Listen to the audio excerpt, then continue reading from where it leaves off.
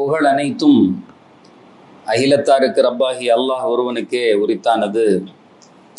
சலவாத்தும் சலாமும் உயிருக்குயிரான நம் உயிரினும் மேலான கண்மணி நாயகம் முஹம்மது ரசூலுல்லாஹ் ஸல்லல்லாஹு அலைஹி வஸல்லம் அவர்கள் மீதும், அன்னாரின் வழியிலே வந்த சத்திய சஹாபாக்கள், தோழர்கள், நல்லவர்கள், குறிப்பாக இந்த நிகழ்விலே குழுமி இருக்கிற நம் அத்துணை பேர்கள் மீதும் அல்லாஹ்வின் பேரருள் என்றென்றும் உரித்தாவதாக. கண்ணியத்திற்கும் மரியாதைக்கும் உரிய இந்த நிகழ்வினுடைய தலைவர் அவர்களே,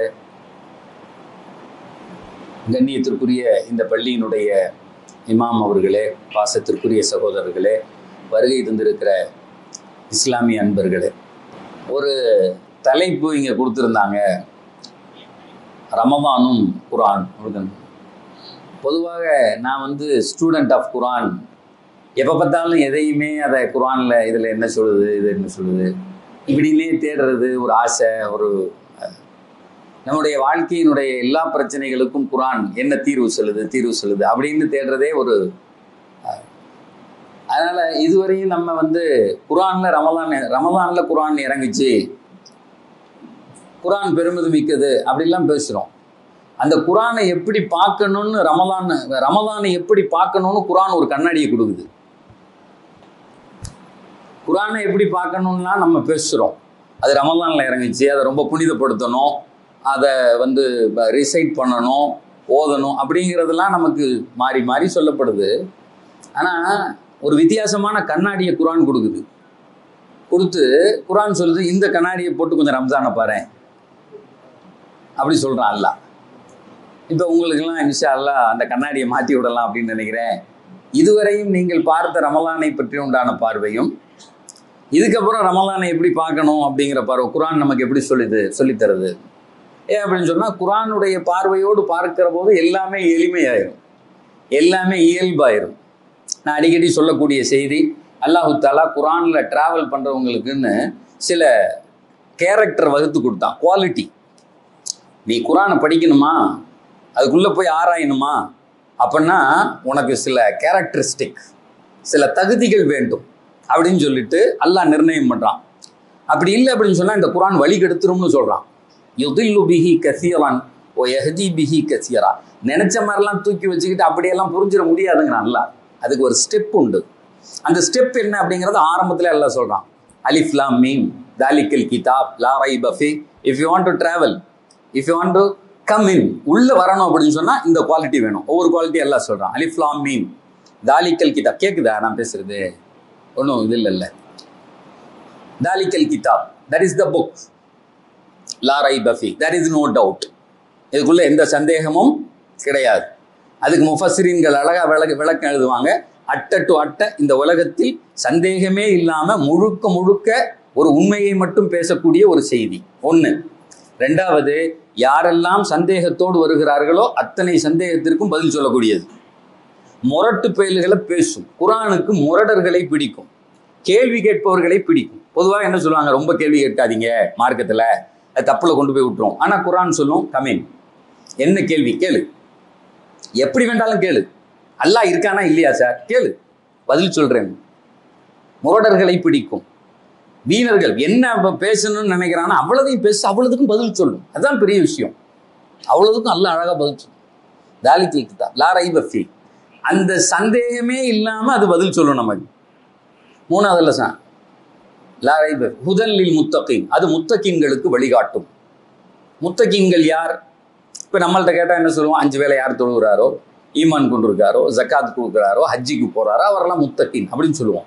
ஆனால் குரான் வேற ஒரு டெஃபினேஷன் கொடுக்கும். அல்லாஹ்வினுடைய பார்வையில் அவன் வேற ஒரு டெஃபினேஷன் கொடுப்பான். யார் தெரியுமா முத்தகீன்? தாடி வைத்திருப்பவர், ஜுப்பா போட்டிருப்பவர், தொழுபவர், நோன்பு வைப்பவர். உங்கள் பார்வையில் அவர் முத்தக். ஆனால் அல்லாஹ் சொல்கிறான், என் பார்வையில் அவர் அல்ல. இந்த வெளிரங்கமான அடையாளங்கள் அல்ல. வெளிரங்கமான அடையாளங்கள் இருக்க வேண்டும் என்பது வேறு.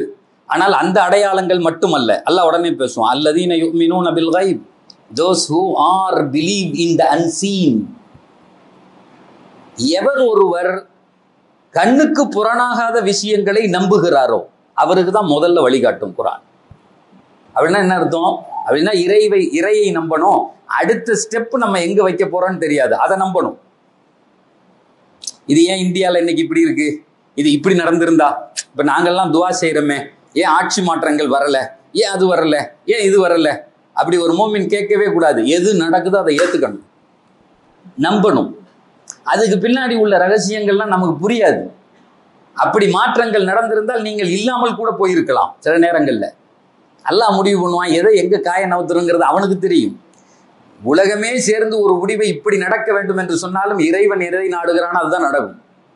அப்ப பின்னாடி நடந்து முடிஞ்ச உடனே கேள்வி கேட்கறதுங்கிறதெல்லாம் கூடாது. பொருந்திக்கணும், அதை ஏத்துக்கணும், அதை அங்கீகரிச்சுக்கணும், அதை ஒத்துக்கணும். நிறைய விஷயங்கள்ல ஒத்துக்க மாட்டோம். அன்னைக்கு ஒரு நண்பர் சொன்னாரு, என்ன சேர்த்து இப்படி என்னங்க அப்படின்னா, ஏற்கனவே 2 பையன் இருக்கான், 3வது ஒரு பொம்பளை புள்ள வரும்னு பேரெல்லாம் ரெடி பண்ணி எல்லாத்தையும் சொல்லிட்டேன். எனக்கு எங்கள் வீட்டுக்கு ஒரு பொம்பளை புள்ள வரும், பார்த்தா பையன் பிறந்துட்டான், குடும்பமே சோகத்தில் ஆழ்ந்துட்டோம். நான் கேட்டேன், இது பொண்ணு பிறந்தாதான்டா சோகத்தில் ஆழ்வாங்க, நீ ஏன்டா இப்படி இருக்க? பொம்பளை புள்ள பிறந்துருச்சுன்னா சில பேர்லாம் உள்ளே வரமாட்டான். பொம்பளை பிள்ளையா, ஒரே பொம்பளை பிள்ளையா பிதிக்கி தள்ளுறாளே, என்ன போயிடுவாங்க. அதை ஏற்றுக்க கூட மனசு இல்லை.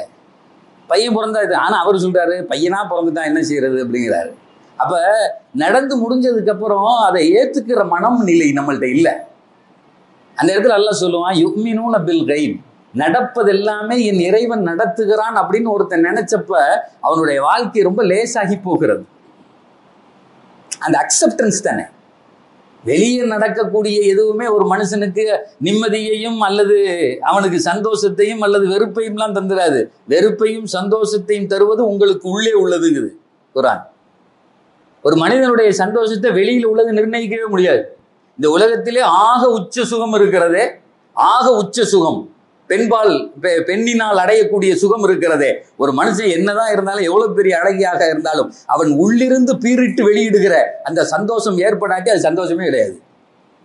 உள்ளதான் இருக்குதுங்கிறது குர்ஆன். உள்ள சாப்பிடுகிற பொருள்ல ஒருத்தர் சாப்பிடுவார். அன்னைக்கு ஒரு கடையில் சாப்பிட்டு இருக்கும்போது சாயங்காலம் வடை டீயும் அழகா போட்டிருக்கான். இன்னும் அழகான, இன்னைக்கு மாஸ்டர் மாறிட்டாராயா, என்ன இப்படி போட்டிருக்கான்னு என் நண்பர் என்கிட்ட கொஞ்சம் இப்படி பேசி 2 நிமிஷம் ஆகல, பக்கத்தில் ஒருத்தர் வந்து நின்று சாப்பிட்டு சொல்றாரு, மண்ணு மாதிரி இருக்கு வடை, இந்த இந்த பய அப்படித்தான்டா போடுறான். ஆனால் சாப்பிட்டுக்கிட்டு இருக்க எங்களுக்கு அருமம், ஆமா அது மதுரமா இருக்கு. ஆனால் அவர் சொல்றாரு, இப்ப பிரச்சனை எதுல இல்லை, வடையில இல்லை, வாயில இருக்கு.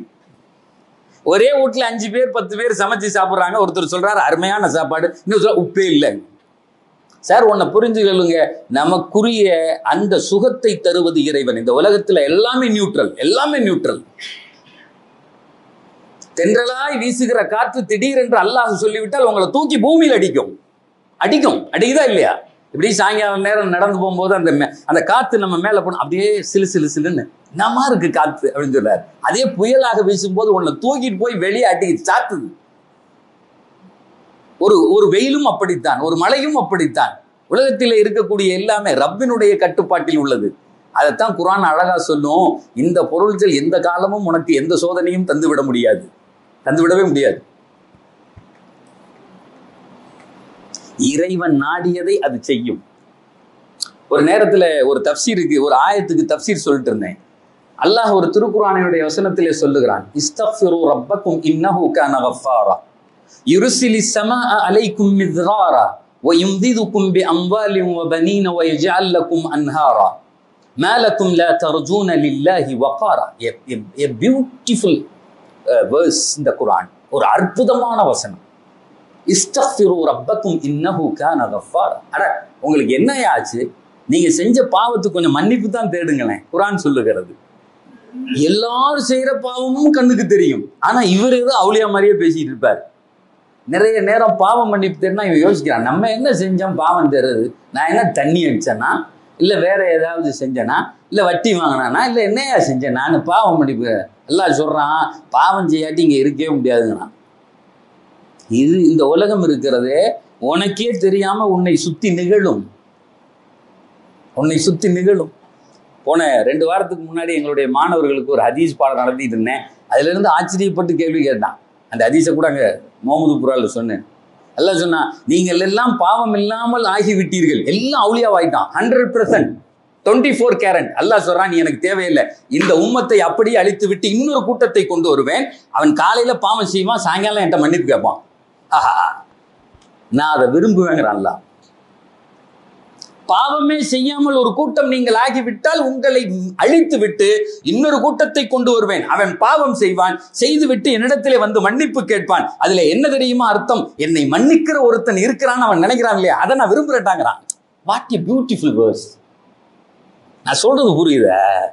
ரொம்ப மெல்லிய ஒரு ஒரு ஒரு ஒரு ஒரு இலையானது. அல்லாஹ் நம்மள்ட்ட இருந்து விரும்புறது அவன்கிட்ட வரணுங்கிறது. அல்லாஹ் என் பாவத்தை மன்னிடான். இன்னலஹு ரப்பன் யக்ஃபிரு துனூப. அந்த ஹதீஸ்ல வருகிறது, எனக்கு ஒரு ரப்பு இருக்கிறான், நான் என்னதான் பாவம் செய்தாலும் அவனிடத்திலே போய் கையை தூக்கினால் மன்னிப்பான்டா. அப்படிங்கிறது தான் நம்பிக்கைங்க. நல்லா அப்ப நான் உன்னை பார்ப்பேன், மன்னிக்க மட்டும் செய்ய மாட்டேன், அடுத்த கட்டத்துக்கு உன்னை ஏற்றி விடுவேங்க. நான் நிறைய நேரங்களில் நிறைய பாவம் செய்தவர்கள் தான் அல்லாஹ்வினுடைய இறைநேச செல்வர்களாக மாறி போயிருக்கிறார்கள். அதனால இது ஒரு தொடர் ஒரு என்னது அப்படியே போயிட்டு இருக்கு. அப்ப அந்த ஆயத்துக்கு விளக்கம் சொல்லும்போது அல்லாஹ் சொல்றான், நீங்கள் பாவ மன்னிப்பு கேளுங்கள். இஸ்தக்ஃபிரு ரப்பக்கும் இன்னஹு கான கஃபாரா. கண்டிப்பா உங்களை மன்னிப்பான். யுர்சிலி ஸமாஅ அலைக்கும் மித்ராரா. தொடர்படியாக வருகிற மேகங்களை அவன் உங்கள் மீது அனுப்பி வைப்பான். அந்த ஆயத்தே ஒரு அற்புதமான ஆயத்து. தொடர்படியாக வருகிற மேகங்களை உங்களின் மீது அவன் அனுப்பி உங்களுக்கு குழந்தை செல்வங்களை, பொருளாதார செல்வங்களை அவன் தருவான்.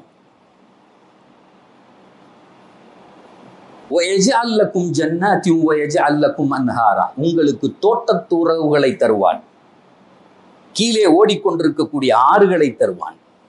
ஒரே செய்தி தான், நீ பாவம் மன்னிப்புனா.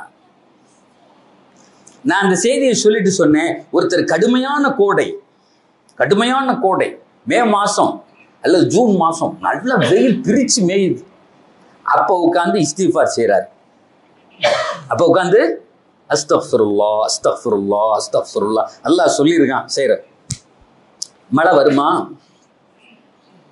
தொடர்படியான மேகங்களை உங்களுக்கு நான் அனுப்பி வைப்போம். மழைன்னு சொல்லலை சார், மழையில கூட சில நேரம் வேகமான மழைகள் உண்டு, லேசான மழைகள் உண்டு. மழை வந்த பின்னாடி சில நேரத்துல வேக்கும். ஆனா அந்த மழைக்கு முன்னால் உள்ள சூழல் இருக்குல்ல, ரொம்ப ரம்மியமா இருக்கும். What a beauty. அப்படியே அந்த தென்றல் காட்டு மாதிரி அந்த மண் வாசனை வரும், அந்த மேகம் வரும், எல்லாம் அந்த கிளைமேட்டே டோட்டலா சேஞ்ச் ஆகும். மழை வந்த பின்னாடி வேக்க ஆரம்பிச்சிடும். எல்லாம் சொல்றான், தொடர்படியாக வருகிற மேகங்கள் உன்னின் மீது இறங்கும். உன்னுடைய சூழல்கள் எல்லாம் மாறும், கிளைமேட் சேஞ்ச் ஆகும், குளிரும், லேசா குளிரும், மண் வாசனை அடிக்கும். அப்படியே நீங்க மழை வர்றதுக்கு முன்னாடி எல்லாருக்குமே ஒரு ஆனந்த கூத்தாரு. எல்லாம் சொல்றான், தொடர் மேகங்களை நாம் அனுப்பி வைப்போம். சரி, இப்ப மே மாசத்துல உட்காந்து இஸ்திஃபார் செய்யறோம், எனக்கு மழை வருமா? முட்டாதனமா இல்லை? எப்படி வரும்? வெயில் பிரிச்சு சாத்தி மேய்ஞ்சிக்கிட்டு இருக்கு, எப்படி மழை வரும்? இந்த ஆயத்துக்கு என்ன அர்த்தம்? குளிர்காலத்தில் இந்த ஆயத்தை ஓத வேண்டும் அப்படி அர்த்தமா? சில பேர் அப்படி கூட யோசிக்கலாம். இது அந்த காலத்துல போய் அல்லாஹ் சொல்லுகிறான், ஊர்ல உள்ளவனுக்கு பூரா வெயில், நீ மட்டும் இஸ்திஃபார் செய்து பார், அந்த மழை வந்தால் என்ன மனோநிலை ஏற்படுமோ அதை நான் ஏற்படுத்தி தருவேன்டா. அனுபவிச்சு பார். நம்ம நிறைய நேரங்கள்ல பேசுகிறோம், அனுபவிப்பதில்லை. நிறைய பேசுறோம், ஆனா எதையுமே இப்படி இருக்கு அப்படி இருக்கு அடுத்தவங்களுக்கு சொல்றோம். ஆனா ஒரு தடவை அனுபவிச்சு பார்த்துட்டோம் அப்படின்னு சொன்னா விட மாட்டோம். புகாரி முஸ்லீம்ல ஒரு ஹதீஸ் வருது, பெருமானார் அவர்கள் சொல்லுவார்கள், மன் அசாபஹு ஹம்முன் அவ் கம்முன் அவ் சகமுன் அவ் ஷித்தத்துன். ஒரு மனுஷனுக்கு 4 நிலைமைகள் இருக்கலாம். ஒண்ணு, கவலையில் இருக்கலாம். கம் அப்படின்னு சொன்னா கவலை, கடந்த கால அந்த வேதனைகள், வருத்தங்கள் இருக்கலாம். அல்லது எதிர்காலத்தை குறித்தான பயம் இருக்கலாம். நான் என்ன செய்ய போறேன், படிச்சு முடிச்சுட்டேன், வேலை கிடைக்குமா, என்னுடைய எதிர்காலம் என்ன, என் கடை எங்க போவோம், என்ன ஏதுன்னு தெரியாது. அல்லது நடந்து முடிந்த ஒரு செயல் அழுத்தி கொண்டிருக்கலாம். 3வது, இதை 2ஐயும் விட்டுட்டு நோயிலே இருக்கலாம். சக்கம் அப்படின்னு சொன்னா நோயிலே இருக்கலாம். 4வது ஷித்தா, சில நேரத்துல எதுலையாவது போய் வலுவா மாட்டி, அல்லது இவர் மாட்டாட்டியும் அந்த சூழலை இவரை மாட்டி விடலாம். சித்தத்தும். இப்படி ஏற்பட்டால் நாயகம் ஸல்லல்லாஹு அலைஹி வஸல்லம் சொல்றாங்க, ஃபல் யகுல், அவர் சொல்லட்டும், அல்லாஹ் அல்லாஹ் ரப்பி லா ஷரீக லா. அல்லாஹ் அல்லாஹ், என் இறைவன் இறைவன் மட்டும்தான். லா ஷரீக லஹ், அவனுக்கு இணை இல்லை என்று சொல்லட்டும். அப்படி சொன்னால் பெருமானார் சொல்கிறார், என்ன தெரியுமா நடக்கும் அவனை சுத்தி? உடனே அந்த கவலையும் அந்த நோயும் அந்த அழுத்தமும் அங்கிருந்து எடுக்கப்படும். அதற்கு நேர்மாறான மகிழ்ச்சி தரப்படும். சார் சொல்றதுக்கு நல்லா இருக்குல்ல, கஷ்டத்துல சொல்லி பார்த்திருக்கீங்களா? நான் அனுபவித்திருக்கிறேன், அதனால சொல்றேன். நான் பெற்ற அந்த சாப்பாடை நான் அடிக்கடி இந்த குரான் கிளாஸ் போகும்போது சொல்லுவேன், ஒன்றும் இல்லை, என்னுடைய சுண்டு விரலை பிடிச்சிங்க, இங்கே வாங்க, நான் அந்த ஓஷன்ல உங்களை கூப்பிட்டு போறேன், பின்னாடியே வாங்க. அது ஒரு பெரும் கடல்.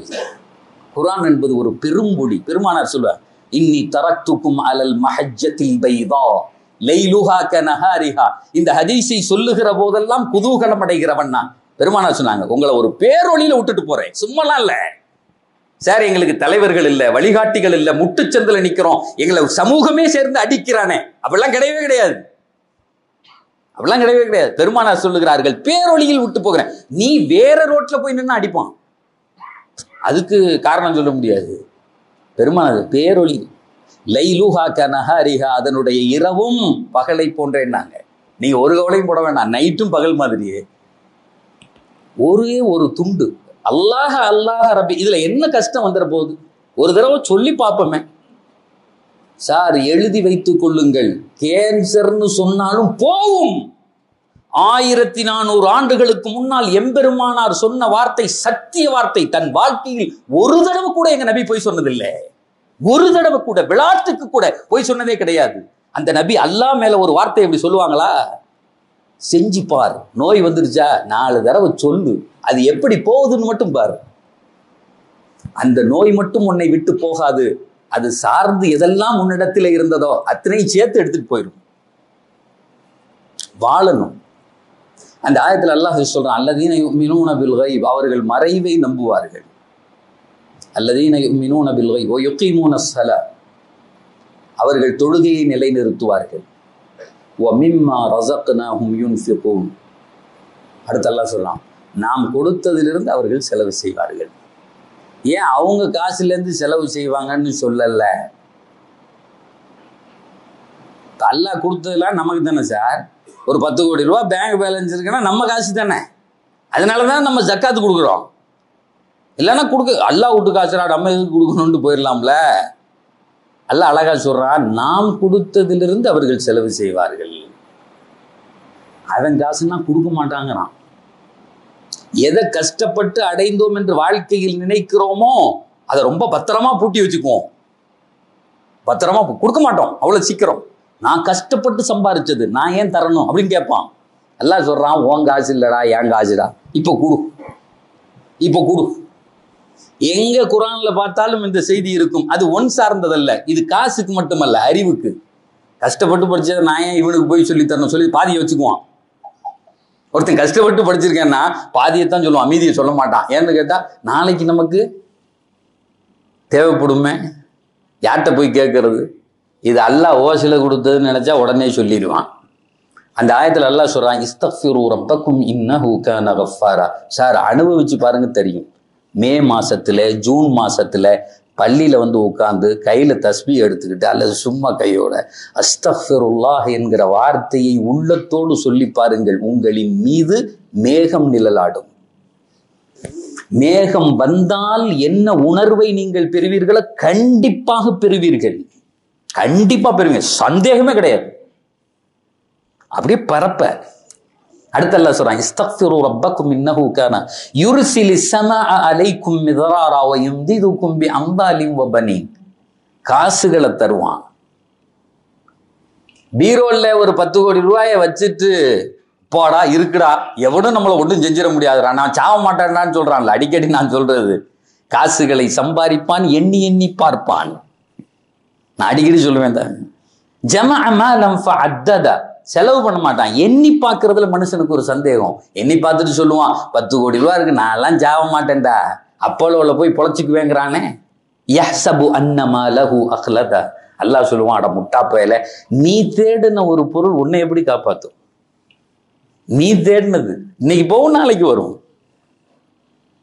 அப்ப அல்லாஹ் சொல்லுகிறான் அந்த ஆயத்துல, ஒரு 10 கோடி ரூபாய் இருந்தால் என்ன மனை நிறைவை நீங்கள் அடைவீர்களோ அந்த மனநிறைவை காசே இல்லாமல் உங்களுடைய குடிசைகள் கோபுரங்களாக மாற்றப்படும். நான் சொல்றது, நீங்க இருக்கிறது குடிசை தான், ஆனா ஒரு கோபுரத்துல இருந்தா என்ன ஃபீல் கிடைக்குமோ அந்த வார்த்தையை சொன்ன உடனே கிடைக்கும். இந்த குர்ஆனுடைய பார்வையை வாழ்க்கையை ஒரு வித்தியாசமான கோணத்தில் நம்மை பார்க்க வைக்கிறது. அந்த அடிப்படையில இப்ப திருக்குர்ஆன் நோன்பை பற்றி என்ன சொல்லுகிறது? ஹஜ்ரத் அவங்க தொடர்ந்து 2 வாரங்கள் பேசி இருக்கிறார்கள். இன்ஷா அல்லாஹ் அடுத்த வாரம் குர்ஆனை பத்தியும் பேச இருக்கிறார்கள். அது உண்மையிலே மிகச்சிறந்த ஒரு தகவல்களாக இருக்கும். இந்த நேரத்தில் இந்த குர்ஆன் குறித்து நம்முடைய வேதம் நமக்கு என்ன சொல்லி தருகிறது? இந்த எந்த கண்ணாடியை மாட்டிக்கிட்டு நம்ம ரமலானை பார்க்கணும்? ரமலான் வருது அப்படின்னாலே நமக்கு ஒரு புலகாங்கிதம், நமக்கு ஒரு பெரிய சந்தோஷம். அதுல முக்கியமான இன்னைக்கு ஒரு நல்ல செய்தி என்ன அப்படின்னு சொன்னா, ரமலானுக்கு முதல் நாள் இரவு பெருமானார் எங்களை எல்லாம் ஒன்று கூட்டினார்கள். கூட்டி விட்டு சொன்னாங்க, கது அவல்லக்கும் ஷஹருன், நாளைக்கு உங்களுக்கு ஒரு நாள் வருது, ஒரு மாதம் வருகிறது, ஒரு மிகச்சிறந்த மாதம். இன்னைக்கு இது நம்ம இப்ப பேசுறது ஒரு சுன்னத்து. எங்க ரசூல்லா தங்களுடைய சஹாபாக்கள்கிட்ட இப்படி கூட்டி சொன்னார்கள். முதல் நாள் ஷாபானுடைய கடைசி நாளிலே கூட்டி, கது அவல்லக்கும் ஷஹருன் ஃபீஹி லைலத்துன் கைரும் மின் அல்ஃபி ஷஹர், அது உங்களுக்கு 1000 மாதங்களை விட சிறந்த ஒரு நாளை இரவை கொண்டு வரும் என்று பேசினார்கள். சரி, இப்ப குர்ஆனை ரமலானை குறித்து குர்ஆன் என்ன பேசுது, எப்படிப்பட்ட பார்வை சொல்லுகிறது? மொத்த குர்ஆன்லையும் அங்கங்க நீங்கள் தொழுங்கள், ஜக்காத் கொடுங்கள் அப்படின்னு அல்லாஹ் பேசுறதை விட்டு போட்டு நேரடியாக ரமலானிலே நோன்பு பிடிப்பதை பற்றி மட்டும் குர்ஆன் எங்க பேசுதுன்னு பார்த்தா வெறும் 5 வசனங்கள் தான். அதை தாண்டி இல்லவே இல்லை. மொத்த குர்ஆன்லையும் 5 வசனத்துல, சூரத்துல் பக்ரால அல்லாஹ் தஆலா 5 வசனத்துல அதை குறித்து பேசுகிறார். இந்த 5 வசனத்தை மட்டும் உள்வாங்கணும்னா ஒரு பெரிய தகவல்கள் நமக்கு அதன் வழியாக நமக்கு கிடைக்கும். அந்த 5 வசனத்துல 3 செய்திகள் இந்த திருக்குர்ஆனுடைய ஆயத்திலிருந்தும், 2 செய்திகள் பெருமானார் ரசூலுல்லாஹி ஸல்லல்லாஹு அலைஹி வஸல்லம் அவர்களும் நமக்கு ஒரு கண்ணாடியா போட்டு விட்டாங்க. அதனால இப்ப முதல் செய்தியாக திருக்குர்ஆன் சொல்லுகிறது, இந்த வசனத்தை நம்ம மாறி மாறி கேட்டிருப்போம். எப்பெல்லாம் ரமலான் வருகிறதோ நம்முடைய சின்ன பிள்ளைகள் இருந்து நாம் கேட்டிருப்போம். குதிப அலைக்குமுஸ் ஸியாமு கமா குதிப அலல்லதீன மின் கப்லிக்கும் லஅல்லக்கும் தத்தகும், உங்களுக்கு முன்னுண்டானவர்களுக்கு எப்படி நோன்பு கடமையாக்கப்பட்டிருந்ததோ அப்படித்தான் உங்களின் மீதும் கடமை, லஅல்லக்கும் தத்தகும், நீங்கள் முத்தகீன்களாக ஆவதற்காக. 25 வருஷமா நோன்பு வைக்கிறோம், முத்தகீன் ஆயிட்டோமா அப்படின்னு ஒரு கேள்வி இருக்கு. 25 வருஷமா நோன்பு வைக்கிறோம், 50 வருஷமா நோன்பு வைக்கிறோம், நாங்கெல்லாம் முத்தகீன் ஆயிட்டோமா? அப்படி முத்தகீன் ஆயிட்டோமா அப்படின்னு கேள்வி கேட்கறதுக்கு முன்னாடி முத்தகீன் என்பதை நான் எப்படி தெரிந்து கொள்வது? அப்படி ஒரு செய்தி இருக்குல்ல, நான் முத்தகீன் ஆயிட்டேன்னு ஒரு செல்ஃப் ரியலைஸ், ஒரு செல்ஃப் டெஸ்ட், வேர் ஐ அம், நான் எங்க இருக்கேன், இந்த நோன்பினுடைய பார்வையில் நான் எங்கே இருக்கிறேன் அப்படிங்கிறத பார்த்துக்கிறதுக்கு. பொதுவாக உலகத்தில் ஒரு குணம் உண்டு, இந்த தொழில் செய்யணுமா, இப்ப கூட நிறைய நீங்க பார்க்கலாம், வாழ்க்கையில சக்சஸ் ஆகணுமா, அதுக்கு நிறைய வழி இருக்கு, அதுல ஒரு வழி யாரு சக்சஸ் ஆகியிருக்காங்களோ அவங்கள வழியை பின்பற்றணும், அப்படிதானே? ஏன்னா அவங்க அடி வாங்கிட்டாங்க, நம்ம அந்த வழியை ஈஸியா அப்படி கடந்து போயிட்டோம் அப்படின்னு சொன்னா நம்மளும் வெற்றியாளர்களில் சேர்ந்து விடலாம். வெற்றி பெறுவதற்கு மிக எளிமையான வழி, யார் வெற்றி பெற்று இருக்கிறார்களோ அவர்கள் வெளியில போறது. இந்த செய்தியை தான் குர்ஆன் ரொம்ப லேசா சொல்லுது. உங்கள் மீது மட்டுமல்ல, உங்கள் முன்னோர்களின் மீது நோன்பு கடமையாக்கப்பட்டிருந்தது, அவர்கள் முத்தகீன்களாக ஆகிவிட்டார். லஅல்லக்கும் தத்தகும், பர்ஹாப்ஸ் அப்படின்னு அல்ல அப்படின்னு சொன்னா பர்ஹாப்ஸ் அப்படின்னு ஆகிக்கொள்ளலாம், நீங்களும் முத்தகீன்களாக ஆகிக்கொள்வதற்கான வழி இது மட்டும்தான் அப்படின்னு சொல்லிட்டு அல்லாஹ் தஆலா சொல்றான். சரி, அது ஆகிட்டமா அப்படின்னு சொல்லிட்டு செல்ஃப் ரியலைஸ், இந்த ரமலான் எனக்கு எதை கற்று தந்தது அப்படின்னு பாக்குறதுக்கு அல்லாஹ் தஆலா உடனே அடுத்த வசனத்துல சொல்றான். எங்க ஹஸரத் இப்ப வாசிச்சாங்க இல்லையா, நம்முடைய மரியாதைக்குரிய இமாம், அந்த வசனத்துல அல்லாஹ் தஆலா பேசுகிறான்.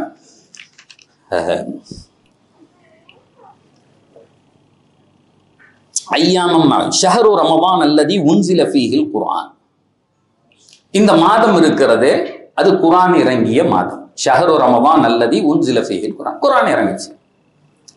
குர்ஆன் இந்த மாசத்துல இறங்குச்சு. அவ்வளவுதான். அப்புறம் என்ன, அந்த மாசத்தை எல்லாம் விட்டுட்டு சொல்றான் ஹுதன் லின்னாஸ். ஹுதன் லின்னாஸ். ஹுதன் அப்படின்னு சொன்னா என்ன அர்த்தம் அப்படின்னு சொன்னா, அது ஒரு நீண்ட அர்த்தத்தை உள்ளடக்கியது. எந்த இடத்திலெல்லாம் நீ போய் நின்று கொண்டு நான் அடுத்து என்ன செய்யணும்னு யோசிக்கிறல்ல, எந்த இடத்திலெல்லாம் உன் வாழ்க்கையிலே திருப்பு முனையாக அமைகிறது இல்ல, ஒரு இடத்துல போய் நின்று நான் இப்படி என்னங்க செய்யலாம், அந்த தாட் ப்ராசஸ் இருக்குல்ல, அந்த திங்கிங் ப்ராசஸ், அதுதான் ஒரு மனிதன்.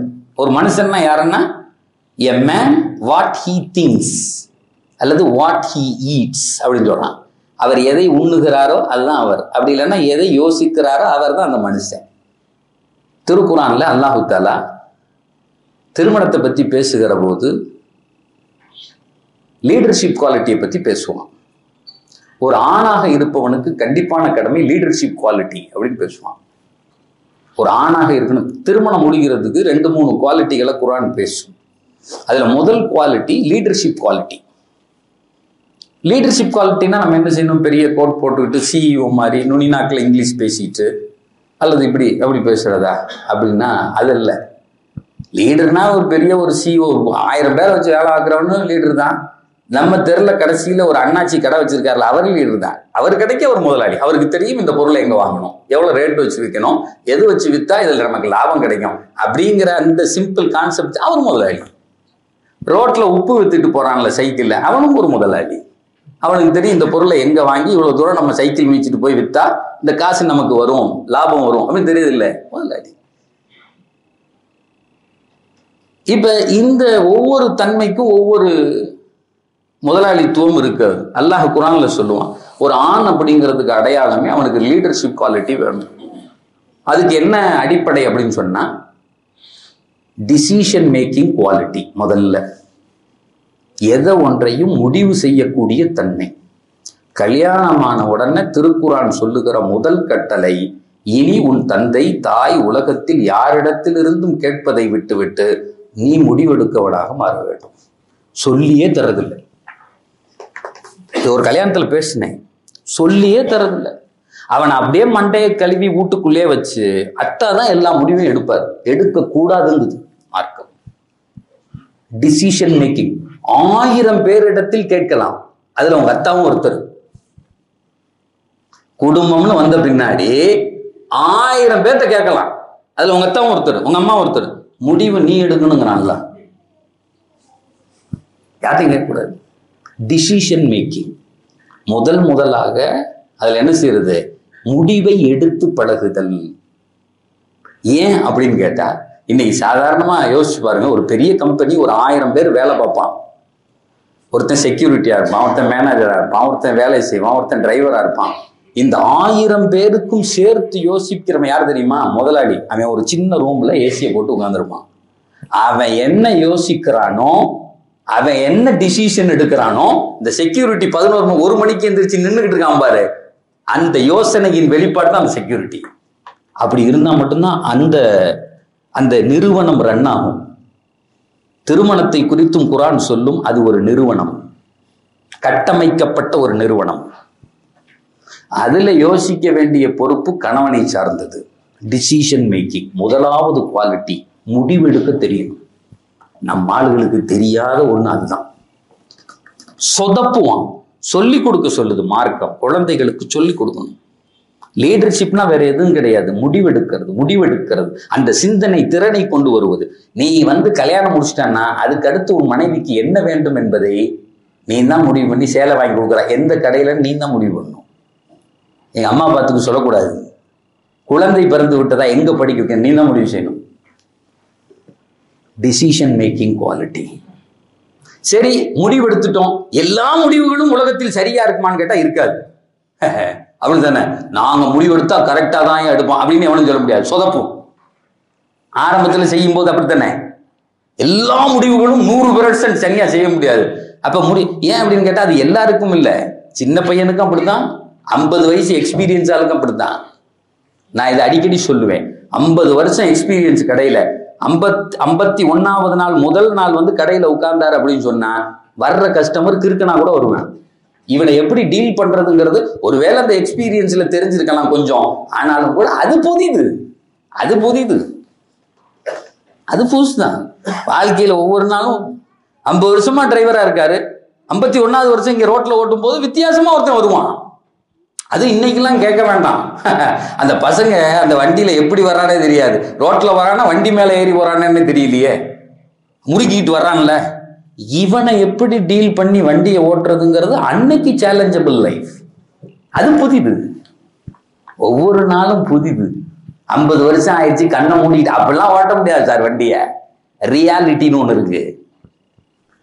சரி, அப்படி செய்யும் போது நம்ம இது தப்பா சரியா என்ன செய்யறதுன்னு தெரியலன்னா அப்போ ஒரு குவாலிட்டி இஸ்லாம் சொல்லுகிறது. அப்போ ஒரு குவாலிட்டி சொல்றது. 1வது டிசிஷன் மேக்கிங், 2வது ப்ராப்ளம் சால்விங். யார் முடிவெடுக்கிறானோ அவனுக்கு தான் அந்த பிரச்சனையை சரி பண்ண தெரியும். 1000 பேர்கிட்ட நீ யாராவது ஒண்ணு சொல்லிட்டு பஞ்சாயத்து வந்தவொன்னு அத்தாமா அவனை விட்டுருவாங்க. மாப்பிள்ளைய பார்த்துக்கடா உன் குடும்பம் நீ என்ன செய்யறியே தெரியாதுன்றான். முடிவெடுக்க தெரியாது, ஏன்னா அவன் அங்க நம்பில இருக்கான். முடிவெடுக்கணும், அந்த பிரச்சனைகளுக்கு சொல்யூஷன் சொல்லணும். இந்த 2ம் தான் தலைமைத்துவத்தின் பண்பு என்பதை குறித்து ஒரு ஆணிடத்தின் இதை பத்தி கிட்டத்தட்ட ஒரு 1.5 மணி நேரம் பேச வேண்டியிருக்கும்.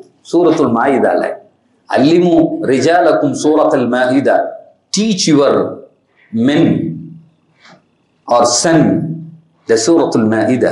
பெருமானார் சொல்லுவார்கள், உங்களுடைய ஆண் குழந்தைகளுக்கு மறக்காமல் சூரத்துல் மாயிதாவினுடைய விளக்கத்தோடு சொல்லி கொடுத்து விடுங்கள். அல்லிமு நிசாஅக்கும் சூரத்துன் நூர், டீச் யுவர் டாட்டர்ஸ் சூரத்துன் நூர் அப்படின்னு சொல்லுவாங்க ரசூலுல்லாஹ். 2 பேருக்கும் தேவையான 2 கண்ணு, அதை படிக்கணும். அது எலாபரேட்டா பேசப்பட வேண்டிய ஒரு சப்ஜெக்ட். அல்லாஹ் இந்த இடத்துல சொல்றான், நீங்கள் ஷஹரு ரமதான் அல்லதி உன்சில ஃபீஹில் குர்ஆன், குர்ஆன் இறங்கிய மாதம், ஹுதன் லின்னாஸ். இந்த நான் சொன்னேன்ல, எங்கெல்லாம் தடுக்கப்பட்டு நிறுத்தப்படுவோமோ அங்க நான் எங்க போறது அப்படிங்கிறத காமிக்கிறதுக்கு அல்லாஹ் தஆலா ஒரு அறிவை நமக்கு தந்திருக்கான். என்னைக்கு குர்ஆன் நம்மள்ட்ட இருக்கோ நாம் வழிகாட்டப்படுவோம், நாம் வழிகாட்டப்படுவோம். சார் நான் மெட்ராஸுக்கு போகணும், காரில் ஏறி உட்காந்தாச்சு. காரில் ஏறி உட்காந்து ஸ்டார்ட் பண்ணி லைட்டை போட்டால் லைட்டு இங்கே தான் தெரியுது. லைட் எங்கே அடிக்குது? சும்மா நம்ம வீட்டு வாசலில் கொஞ்சம் தூரத்துக்கு அடிக்குது. அவன் காரை விட்டு இறங்கிட்டான். இது என்ன கிறுக்குத்தனமா இருக்கு? நான் மெட்ராஸுக்கு போகணும், லைட்டு மெட்ராஸ் வரையும் அடிக்கணுங்கிறான். நான் எப்போ போவேன்? அந்த லைட்டு மெட்ராஸ் வரையும் அடிக்கணும், நான் அப்படி போவேன். அப்படிலாம் அடிக்காது உலகத்தில். முன்னாடி உள்ளது வரையும் தெரியும், அப்புறம் போக தெரியும், அப்புறம் போக தெரியும். அப்படித்தானே? அப்படித்தானே? உலகத்துக்குன்னு சொல்லிட்டு ஒரு சுன்னத்து இருக்கிறது. அல்லாஹ் சொல்லுகிறான், ஹுதன் லின்னாஸ், தொடர்படியாக உங்களுக்கு அது வழிகாட்டி கொண்டே இருக்கும். பையினாத்தின் மினல் ஹுதா, சும்மா மட்டும் வழிகாட்டாது, ஆதாரத்தோடு வழிகாட்டும். அதற்கான அத்தாட்சிகளும் இருக்கும். அதை யார் விளங்க முடியும்னா இன்னொருத்தன் விளங்க முடியாது, நீ தான் விளங்க முடியும். குர்ஆன் பையினாத்தின் மினல் ஹுதா வல் ஃபுர்கான். அல்லாஹ் அடுத்து சொல்றான், எது தப்பு எது சரின்னு புரிஞ்சிக்க முடியும். இன்னைக்கு உள்ள யங்ஸ்டர்கிட்ட பெரிய பிரச்சனையே இது தப்பா இது சரியா, இது தப்பா இது சரியா புரியல. போறான் போறான் போறான், அடியை வாங்கிட்டு அப்புறமா வெளியே வரும்போது அதுக்கே பல காலம் ஆயிருது. தப்பு சரி புரிய முடியல. எது சரியாக இருக்குமோ அந்த முயற்சியில முன்னெடுத்து போறதுதான் மார்க்கம் நமக்கு காட்டி தருகிற வழி. சொல்லிட்டு அல்லாஹ் சொல்றான், இந்த 3 குவாலிட்டி குர்ஆன்ல இருக்கு. இந்த 3 குவாலிட்டியும் ஃபமன் ஷஹித மின்கும் ஷஹர ஃபல்யஸும், யார் அந்த மாதத்தை அடைந்தாரோ அவர் நோன்பு நோட்டு கொள்ளட்டும். இதற்கு விளக்கம் எழுதுகிற பெருமக்கள் எழுதுகிறார்கள், நோன்பு மாசத்துல குர்ஆன் இறங்குச்சு, நோன்பு மாசத்துல குர்ஆன் இறங்குச்சு அப்படின்னு சொல்றோம்ல, அல்லாஹ் கொஞ்சம் வித்தியாசமாக சொல்லுகிறான். குர்ஆன் இறங்கியதால் நீ நோன்பு பிடிக்கிறான். What a beauty. நான் சொல்றது, இது கொண்டாடப்பட வேண்டிய மாதம். இஸ்லாத்தில் கொண்டாடுவது என்றால் நோன்பு வைக்கணும்னா, நோன்பு வைக்கிறதுனால குர்ஆன் அல்ல, குர்ஆன் இறங்கியதனால் நோன்பு. அதை கடமையாகவே ஆக்குகிறார். ஏன்னா இது அல்லாஹ்வினுடைய வார்த்தை, இது நூர், இது நூர், ஒரு பேரொடி. அது மூசா அலைஹிஸ்ஸலாம் தௌராத் வேதத்தை வாங்குறதுக்கு அல்லாஹ் சொன்னா நீங்க வாங்கன்னா, தூர் சீனா மலைக்கு வந்தாச்சு. தௌராத்து வேதத்தை வாங்கிறதுக்கு வந்திருக்கும் போது அல்லாஹ் சொன்னா 30 நாள் நோன்பு வச்சுட்டு வந்துட்டான். ஏன்னா வேதம் என்பது கொண்டாடப்பட வேண்டியது.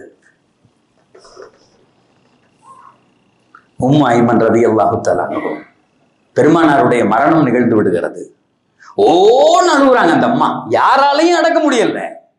அபூபக்கர் வந்தார்கள், உமர் வந்தார்கள், உஸ்மான் வந்தார்கள். ஏன் அழுகிறீங்க, ஏன் அழுகிறீங்க?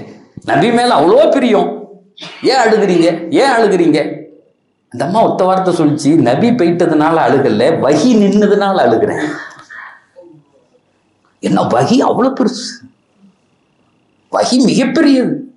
அது இறங்குகிற காலம் எல்லாம் அல்லாஹ் புரொடெக்ட் பண்ணி வச்சிருந்தான். நபி இறங்குறதுக்காக வேண்டியே அல்லாஹ் தேர்ந்தெடுத்த புண்ணிய பூமி இருக்கிறதே அது அம்னு நிறைந்த பூமி. குர்ஆன்ல அல்லாஹ் சொல்லுவான், அது ஆமீனா, அந்த பூமி இருக்கிறதே அது நிம்மதிப்படுது. நபி இருந்த அந்த கருவறை இருக்கிறது, அந்த அம்மாவுக்கு பேரே ஆமீனான்னு வச்சாங்க. யார் சொல்லி கொடுத்து வச்சா? அல்லாஹ் வைக்க வச்சான். இது யாரு தெரியுமா? எம்பெருமானார் வஹியை இறங்க போகிறவர்கள் இருக்க போகிற இடம் ஆமீனா. ஆமீனான்னா நிம்மதி பெற்றவன் அர்த்தம். சொல்றது பெருமானார் கருவிலே இருக்கிற போது அப்ரஹா படையெடுத்து விடுகிறார். நாயகம் ஸல்லல்லாஹு அலைஹி வஸல்லம் கருவறையில இருக்கிறாங்க. எல்லாரும் இந்த கதையை நம்ம கேள்விப்பட்டிருப்போம். அப்ரஹா படையெடுத்து வந்தார், மக்காவை இடிக்க வந்தார். அவங்க தாத்தாட்ட போய் கேட்டா, அவங்க சொன்னாரு, அது அல்லாஹ்வுடைய வீடு, அல்லாஹ் பார்த்துக்குவாயா, எனக்கு மாட்ட தெரியா இல்லையான்னு கேட்டாரு. மாட்டை ஓட்டிட்டு அவர் பாட்டுக்கு போயிட்டார், ஒட்டகத்தை விட்டு போய் அல்லாஹ் பார்த்துக்குவான். அதுக்கு விளக்கம் எழுதுகிறார்கள். அல்லாஹ் ஒரு வாக்குறுதியை கொடுத்தான், எங்கள் நபி இந்த உலகத்துக்கு வர்றாங்க அப்படின்னு சொன்னா இது புரொடெக்டட் பூமி, இது அம்னாக ஆகிவிடும்.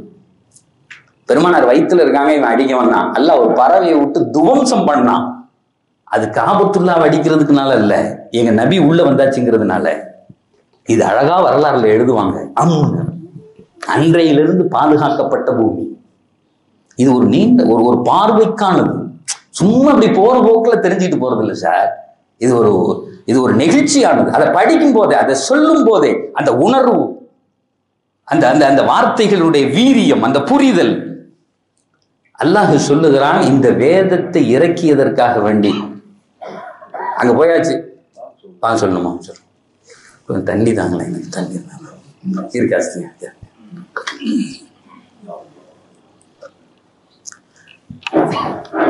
நான் எவ்வளவு நேரம் பேசணும், முடிச்சுக்கிறேன். எத்தனை மணிக்கு தொழுது? பிஸ்மில்லாஹிர் ரஹ்மானிர் ரஹீம். மூசா அலைஹிஸ்ஸலாம் அவர்கள் தௌராத்த வேதத்தை வாங்குறதுக்காக வேண்டி அல்லாஹ் கூப்பிட்டு இருந்தான். அப்ப சொன்னா, நீங்க நோன்பு வச்சுட்டு வாங்க.